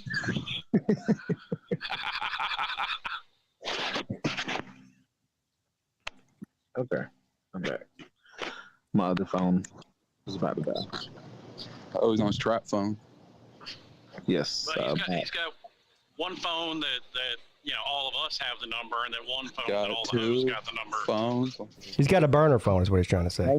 I actually have 4 phones. Oh, shit. Oh. I'm being dead ass. One's for YouTube, one's for editing, and then one's for like calling, and then one's for all my videos for recording. Yeah, I got one phone that does all that. Yeah, well,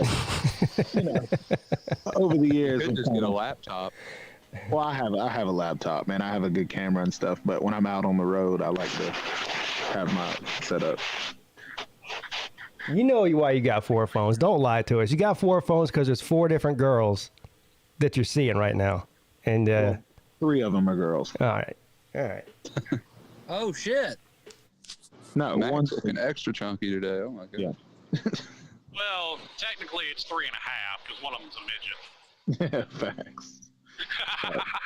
and one of them's overweight, so she counts as the 1.5. I forgot to mention to you, Is Baskins. there an anorexic chick to kind of balance things out? No, I don't do No, that. that's what the midget's for. Yeah, I don't go underweight. I just go undersized. Baskins, did you hear the story I was telling when we went to Freeman Street in Las Vegas? There was a midget there that you could pay $20 and you could kick him in the nuts as hard as you wanted to. Stop playing, bro. I'm not lying. What in the world, bro? Yeah. Yeah, and he was standing right next to a grown man in a diaper. Oh, wow. Was it Millis Vanillas? No, but very similar. Yeah, very similar type of situation, but no, it wasn't Millis. I'd punt that midget like 35 yards, bro. TB, Yeah. what would you do, honestly, if Millis showed up to the Slav Olympics with a midget? I'd pick that midget up just because I felt like it. There you go. Kidnap the midget, sell them on the dark web, bro. Quick. Nah, I would. I'd pay that midget to kick him in the nuts, and I'd miss and kick him in the stomach, like so, just something, bro. A miss on purpose. What is the appeal of midgets? I don't understand. I can't stand them. They get on my damn, bro. God dang! Like, What's just your erase the why? whole Hey, race, what's bro. wrong? Yeah, we're just going. We went from nice, polite conversation, everybody having a good time, to discrimination against you. Damn, Yeah. bro, they're gonna put you in the same category as Kyrie Irving now. Hey, what's the reason you hate midgets so much?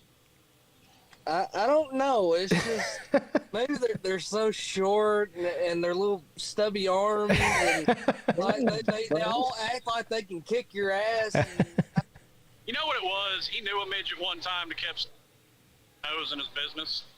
Yeah, that's what it is. So what you're saying is you definitely would have paid the $20 to kick that midget. Oh, I would have paid him 40. I would have paid him. I would have paid him. Now, here's an honest question. If a midget says your hair smells nice, is that sexual harassment? Yes. So what is this? Hold on. Nobody's heard from Millis in weeks. Is that true? What? Well, Millis may have another dead neighbor. He could be on the run. Millis definitely texted me when I was in Vegas. That was 2 weeks ago because he was part of he wanted in on the parlay deal that I was doing. So that's the last. I missed that debacle. Yeah. Yeah, that's the last time I heard from him though. So I guess that's about 2 weeks ago. Huh. Anyway, you're talking about midgets having short man syndrome. I know people that aren't midgets that have short man syndrome. So, yeah. Facts. Have you seen the giant midget? You ever seen them? No, I've not seen that. That's an oxymoron, which That's is a not surprising bowling. coming from a Tennessee man. That's a bowling ball. A giant midget. Well, I've seen a YouTube video of a guy who claimed he was a giant midget. He was just a normal sized man. A giant midget. I could see that. I mean, this is 2022. All you have to do is identify as something. Hey, I identify as a tree. An example of a giant midget would be like Kyler Murray. He's a giant midget. Yeah, bro, he does look like a little kid. Dog. Some of the funniest memes out there are Kyler Murray memes. Yeah, they really are. Yeah. Kyler looks like a little kid, dude. And the way he runs is like a little kid, too. Yeah. He's got a little. Legs are moving so fast. He's got a little attitude on him too. He's like to yell at people. He's already yelled at the coach. Didn't he get into it with DeAndre Hopkins last week on the sideline too? Did y'all see that? Yeah, I saw he got into it with the coach too, where he was like, "Calm the f down." It's so funny too because when he's arguing with people, he's looking straight up at them. Like DeAndre Hopkins is like 6'5", you know. Yeah. he's like a kid next to him. Now, if somebody punts him into the field of play, is that pre-snap violation? Yeah. Too many on the field ago. I am curious, Shady, do you have a shrine to Vinny Testaverde in your house? Why would I? Well, because you're such a Miami man. I figure you worship the ground he walks on. Why would I? What's the greatest thing Vinny Testaverde did? Throw 5 interceptions in a bowl game? Damn. And then he came to Tampa Bay and fucked them up too. So fuck that guy. Yeah, he's not a Testaverde fan. Testaverde, that's nuts. So do you have a shrine to Peyton Manning? Do you think it's like a common thing? 5 interceptions. Yeah, right. The 5 Do you interceptions. do you have a shrine to Peyton Manning, even though he gave Tennessee their only loss ever to Memphis? Who's this Mississippi State fan in that just came on? Mississippi State? Yeah, his hat's the Mississippi State color. No, I think that's South Carolina. No, that's not South Carolina. That's Mississippi State color. Yeah, I completely understand why some people don't know what a winning logo looks like. Looks like it could be. It's the size You of said that to a Georgia fan. It looks like it might be Purdue. I don't know. No, I'm just looking at the color. The color looks. Yeah, that's Georgia. No, I'm not. Georgia man, I gotta ask you this question because I asked Raj this question. Do you believe that anybody in the ACC Coastal could kick the shit out of anybody? Oh God, no. Because I'm living rent free in this guy's head. Don't Should we answer. tell him what's actually going on, or should we just Brett, keep thinking don't answer it. What exactly was the question? Brett, he is so befuddled by the troll that he can't see straight. no, basically Shady said that the ACC Coastal is the best division in college football. It's better than anything in the SEC. I mean, you can't prove it. It is the best division that doesn't have their own stadiums. It doesn't have a what? Doesn't have their own stadiums. I mean, one of these days, Brett, you're gonna have to come up with a better argument because that one don't faze me. I don't care, bro. Hey, it's new for me, Brett. Keep going. Now, there's a lot of Miami fans that you can. There's a lot of Miami fans that you can get really upset with that argument, but I'm not one of them. Wow, we proved we could sell out a stadium. Woohoo! They was gone by halfway the second quarter. Well, just because they got better sense than Tennessee fans sit there and watch that garbage football. Well, hey, at least I wasn't sitting there bitching about it. I mean, hey, the better team won that day. I'm not going to sit here and say, Tennessee fans can't talk about bitching. They really can. I'm not bitching. I'm not saying you are, but you can't say Tennessee fans don't bitch. No, Luke, he is bitching, but he's just not bitching about his terrible football team. He's bitching about how the Coastal is clearly better than the SEC East. Clearly. So, if Georgia and North Carolina played today, who'd you pick? So we'd obliterate them. Basketball in North Carolina. Be 50-0. I don't know. Not in basketball. Not in basketball anymore. North Carolina's not that. I didn't know that North Carolina played football. We're number one in the country, sir. I don't know what you're talking about. No. Wait, is it still preseason? Or have y'all played like one game? We're 1-0. Oh, okay. Well, then there you go. You guys have played one game. Half the teams have that same record right now, don't they? Yeah, but don't tell North Carolina. You know what? But we're still number one in the country. You can say we're terrible. Exactly half the teams have that same record. Yeah.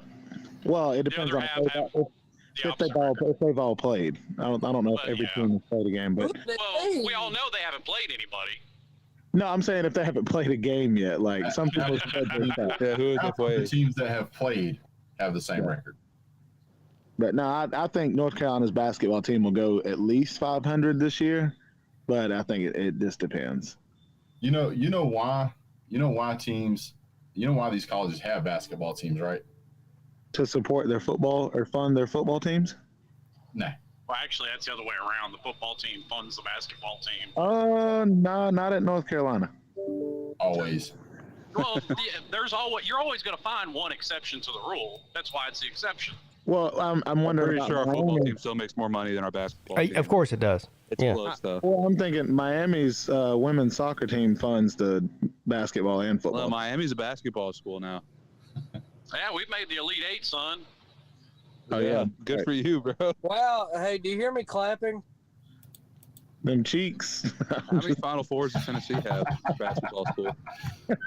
Well, we've made it to the Elite Eight.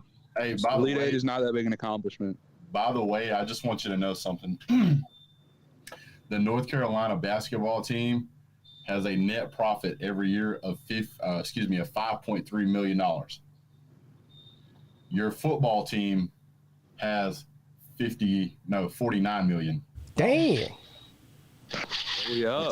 Tell me again about how a sad football team is being supported by a decent basketball team. Yeah.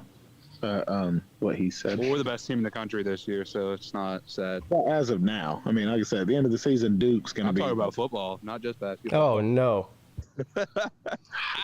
Here's what's going to happen. Listen, we play I would take. They suck at basketball. They're the worst teams ever. Tennessee's going to go and beat them by 50. Oh, that's right. Tennessee does have a good basketball team. Well, they did last year. That don't mean they will this year. They did last year and didn't even make it to the Elite Eight. I would take Clemson with Anthony Richardson as quarterback to play Miami in a hurricane at North Carolina. Jesus. Okay. With half of their team having the flu. Yeah, I'll take it. As long as Jimbo's the coach, I'm taking it. I'm taking it. People dogging all over Clemson forgot how good Clemson is. Well, they deserve getting dogged on the performance they put on last Saturday, so I understand. So what makes Clemson so much better than North Carolina? Their roster. I don't know, the list of championships in the past decade.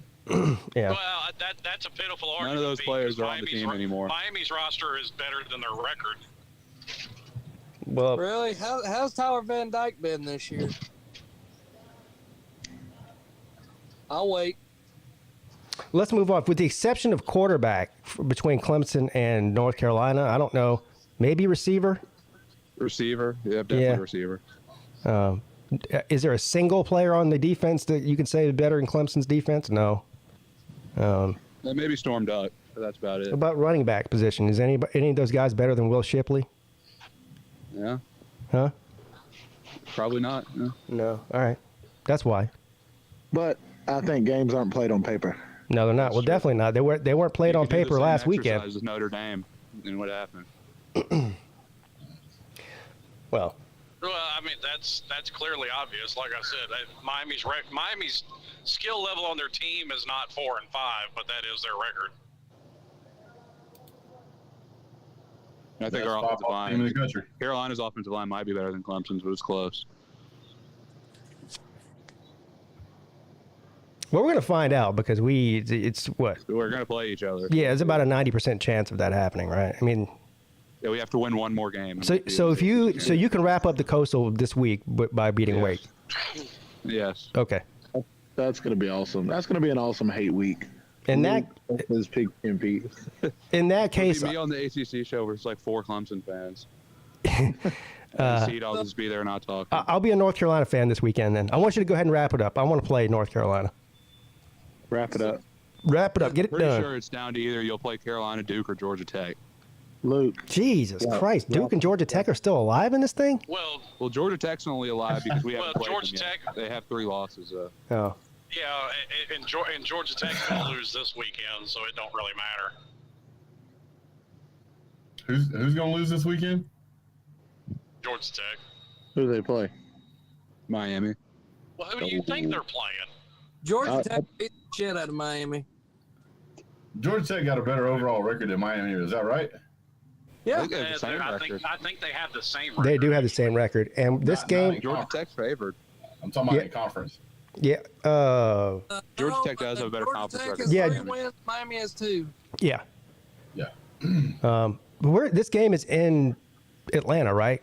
Yep. Not that it matters. Well, it does matter. There either way. I think it favors Miami because Miami plays better on the road than they do in Hard Rock. Well, Really do. I mean, No, but they play better in college atmospheres, like TVD said. Georgia Tech's not a college atmosphere. oh Lord. In Miami's defense, they only play on the road.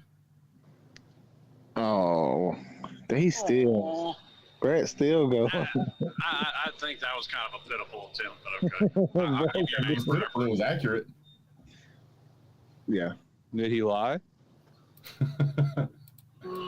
No, because it's just as far from campus as the Orange Bowl was, and nobody made that claim then. So Was that I don't give it any 2.5 hours? validity now. Up the Orange Bowl. You guys have to have the longest commute to your own field in all of college football. How far is Pitt What, from 30? mine? 30 minutes? No, I No. doubt that. I mean, no, Pittsburgh, it's probably only about 10 minutes from campus, I think. Heinz Field. Yeah, and Pittsburgh's not as near as crowded as Miami. I've been there. Well, it's Pittsburgh. Nobody Well, likes yeah. it there.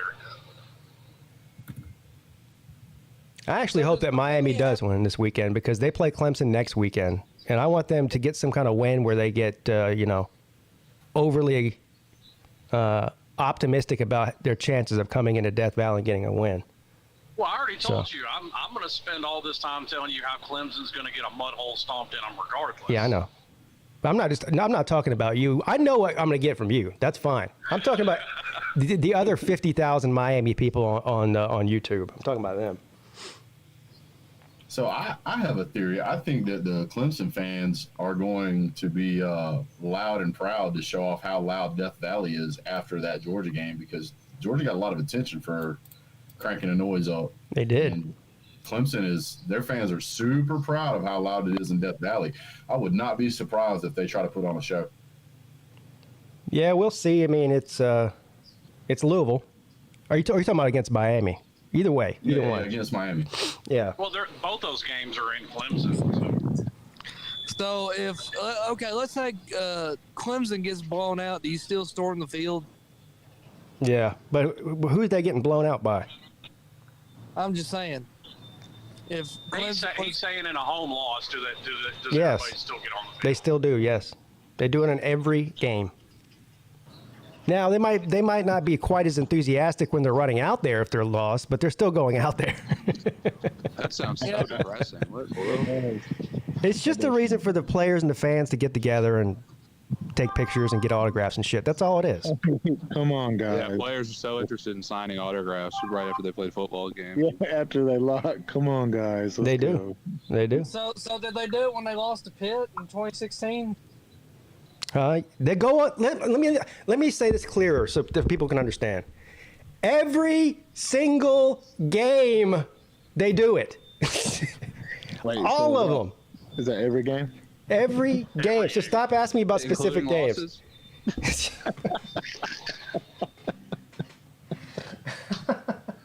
What about what about the preseason? What about the especially in the preseason? The spring game? Absolutely. Actually, yes. That's a good question. Even the spring game. Absolutely, yeah, they do. Yeah. Even if they lose the spring game. So when they play South Carolina State, they rush the field. Yeah. Hell, they let Sea Dog run around the field like he was a coach during the spring game. Yeah, I saw that. You might as well have been. Now, is that just in football or is that all sports? Oh, that's a good. Are you talking about Clemson? Yeah, do you Gab throw at the ball in Little John after you get obliterated by North Carolina? No, I think it's just football as far as I know. Yeah. Yeah, I can imagine that. You played Duke or North Carolina basketball, get beat by 30. We storm the field.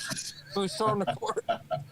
The good news is they have about the same amount of fans that they couldn't even fill up the basketball court. So, how long do Clemson players ride on the bus before they get out to run down the ramp and rub the rock? They go around the stadium one time. They rub the rock before they run down the ramp, sir. Get your facts straight. They better enjoy rubbing that rock while they got the chance, because they got about 2 more games worth of rubbing and it's done. Well, there's 3 games of rubbing still. I'm gonna rub that rock real good. That rock's coming with me, sir. Do they leave that rock, or does Dabo kiss it with everybody's hand germs on? Very, very poor choice of words there, sir. I think Dabo kisses his hand and then touches the rock. I don't think he actually kisses the rock. I swear I've seen him bend over and kiss the rock. You think so? That sounds like some Catholic stuff right there, man. Yeah, he's not Catholic, but he does love Jesus. So. Now which Jesus does Dabo love? Does Dabo love the little baby in the manger Jesus, or does he love the bearded Santa? Well, baby in the manger Jesus is my favorite Jesus. I don't know. You know what? If I ever talk to Dabo, that's one I'll ask him. Does he like baby Jesus, teenage Jesus, or bearded flip-flop Jesus? That's a great interview question. Yeah. Good God, aren't there Ricky Bobby? Yeah, I agreed. He'll probably say he likes all 3 of them. That's the. So I just pulled it up, and he has kissed the rock in the past. Oh, he does kiss the rock, huh? He has. So do they clean it before he does that, or is he touching all those disgusting hands? Yeah, I was gonna say, I hope he put some hand sanitizer down first. I think he treats it like a pan, like the cast iron skillet. Like you don't wash it at all for good luck, for taste. I don't know who told you that lie, but I wash my cast iron, sir. I'm just saying, some people, just for the taste of it. To come down here and taste my rock. Yeah. I got a question now. Put some coconut oil on it. Yeah. Kind of oil anyway.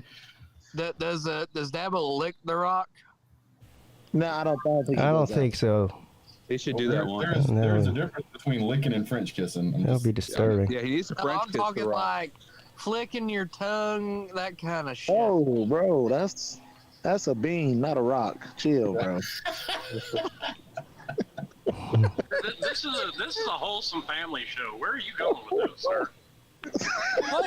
Get your mind out of the gutter, people. Listen, I'm talking about. You realize where you're at, first of all. I'm talking about Jack and the Beanstalk, bro. I don't know what y'all are talking about. Slim Shady's in here, so. I'm talking about pet rocks. I don't know what you guys are talking about. Yeah, I'm talking about pet rocks. So is that considered Dabo's pet rock, or is it Clemson's pet rock? Probably Clemson's pet rock. That damn rock is stolen, just so you know. The rock has been there way longer since before Dabo Swinney was born. Dabo Swinney. Howard's pet rock. No, they stole that it's damn Howard's rock. pet rock. I forgot. They stole that damn rock. It's Frank Howard's rock. It's Howard's rock. He took it from the desert. Well, he didn't. One of his assistants did. Oh, it's still stolen. Yeah. He didn't want to do like Jesus and go on that exodus in the desert himself. He sent one of his assistants. The funny thing is, when the guy brought back the rock and gave it to Frank Howard didn't even want the rock. Oh, wow. Yeah. Did you say use it as a door? He used it as a doorstop for like 2 years, and then finally they said, you know what, we should do something with this thing. Yeah, let's put it at the top of the stadium and have our players rub it. I've seen pictures of Dabo Swinney with holding a leash like around the rock. Around the rock? Just sitting there though, yeah. So I was like, okay, at least he How many walks. students go to the rock and just do weird things to it? Well, you can't. They don't allow it anymore. You can't. But ever since that drunk student, took a chisel to it, now it's, it's like Fort Knox. You can't get to it. Damn. All right, guys, I'm gonna have to leave on this one. But Lou said Tennessee has BVD's amputated leg on a table in the locker room, and they rub it before every game.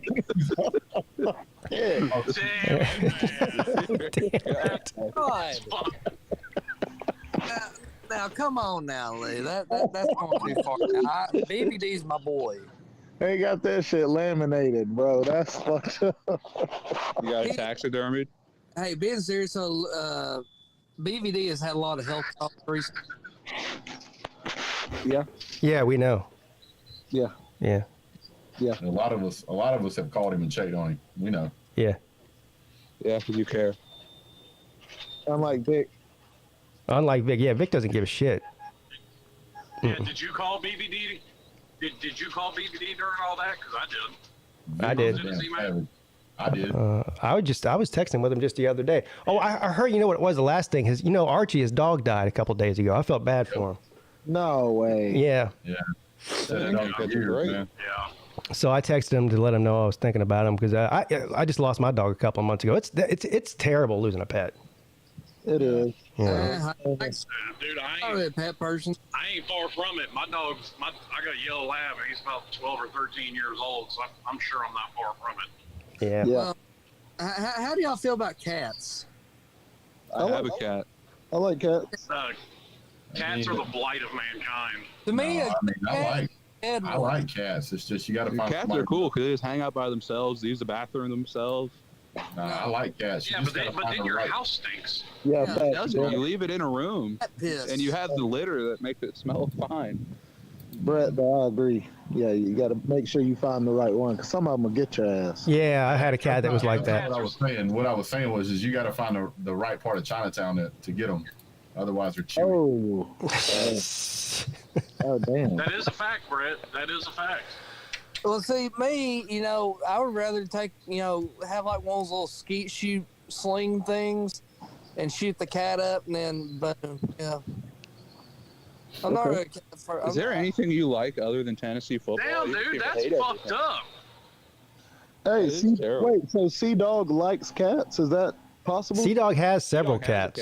That makes sense why he would. I mean, have you seen his videos? I think so. Do we not call him Sea-Cat? Sea-Dog, how many cats do you have? You know what? From now on, he's going to be Sea-Cow? Sea-Cat. I'm calling him that. Sea-Cat. No, I'm calling him Sea-Cow or Sea-Horse. Sea-Cat. I'm calling him Sea-Cat. How many cats do you have, Sea-Dog? He's got at least one, I know. I think he might have multiple cats. I'm at Sea-Cat. I put Dude, Sea-Cat. cats are sketch. Sea-Dog's like Sea-Dog's like a cat lady. Let's go. I see you. He has the You're hair a crazy for it. cat lady, Sea-Dog. Yeah. Dude, okay, so like with pest control, I've been around multiple dogs that I thought would bite me. Never. And then I've been around cat one time that wanted to get petted, and as soon as I went to pet it, it ripped my hand open. Yeah. Dude. I mean, just straight leaking. Yeah, fuck cats. It pissed me off. Like, I don't doubt know it. how to handle them. Mrs. Peete says, leave it to a Georgia Tech fan to be a cat lady.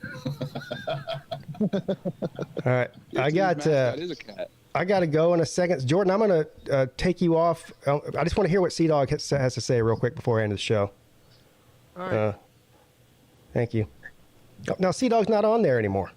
damn it, Sea-Cat. Damn it. You know what? His cat hit the button. Cat walking on the keyboard. Yes. Walking on How many cats you got? I have I have 3. Oh. But I had 2, my 2 boys, and then we fostered this. Now, is anybody else having problems with him? Yeah, I can't hear him. That's a catastrophe right there. Catastrophe. I see what you did there. I want to know how this man knows what a razor is, but doesn't know what clippers are. Can you hear me now? I'm sorry. The glue I strap just is pulled into my driveway. And it connected to the Wi-Fi. Oh, okay. But It connects you to the Wi-Fi, kicks you off. yeah, it's annoying. But we took in this cat, this stray cat that was pregnant, and we fostered its kitten. So she had like 7, and then we found homes for all the kittens, and then nobody wanted the mom, so we still have her. But my bald-headed roommate that often appears in my videos. I think whenever he does move out, he's gonna take her, so I'll be back down to 2. Oh, okay. Wait a minute. You have a roommate? I thought you were married. He is. And I do. I do. I got my buddy living with me. He's kind of in between. He's in a. Yeah, you good? Transitional part of his life. Yeah. Whenever Mrs. Dog, you said he's bald. Yeah. Don't you feel guilty for having those locks of love that you won't share with him? God damn, man, you got enough hair there for 6 people, dude. Give that man some hair. Yeah.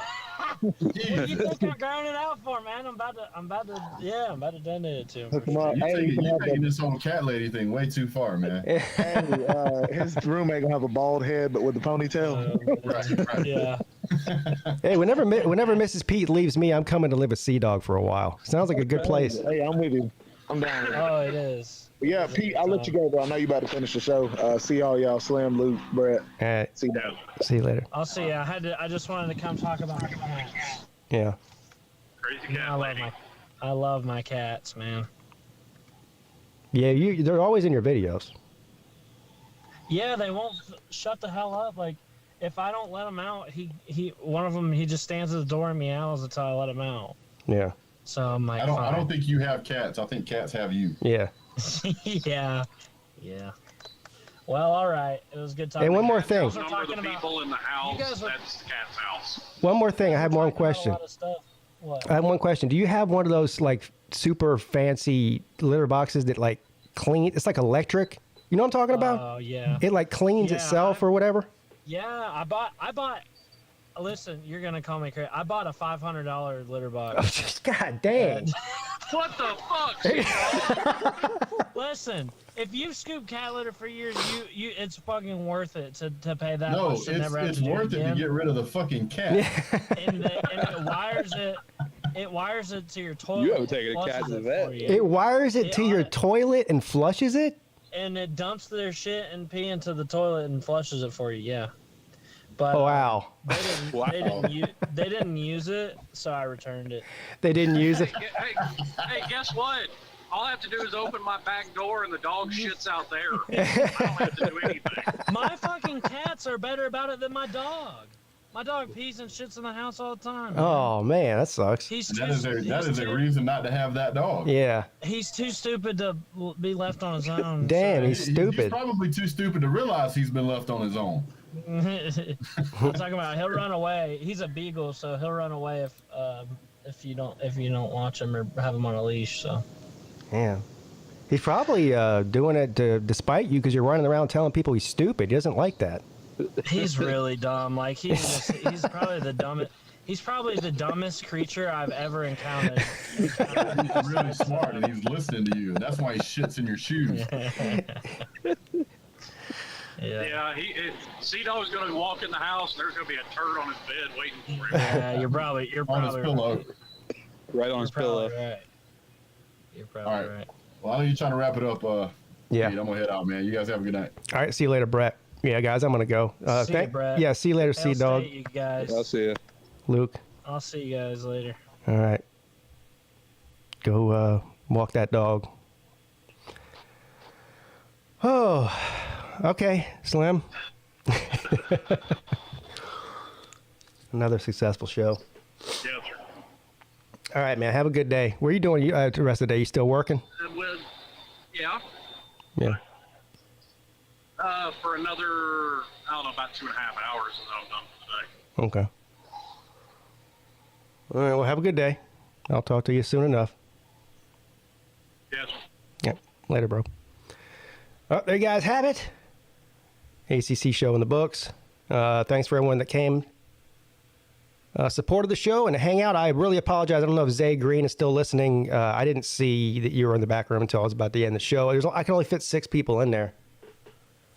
So I apologize for that. I'll be back tonight at 10 p.m. with me and your boy Tiger Baskins for the live college football call-in show. So I'll see you all then. Have a great Friday.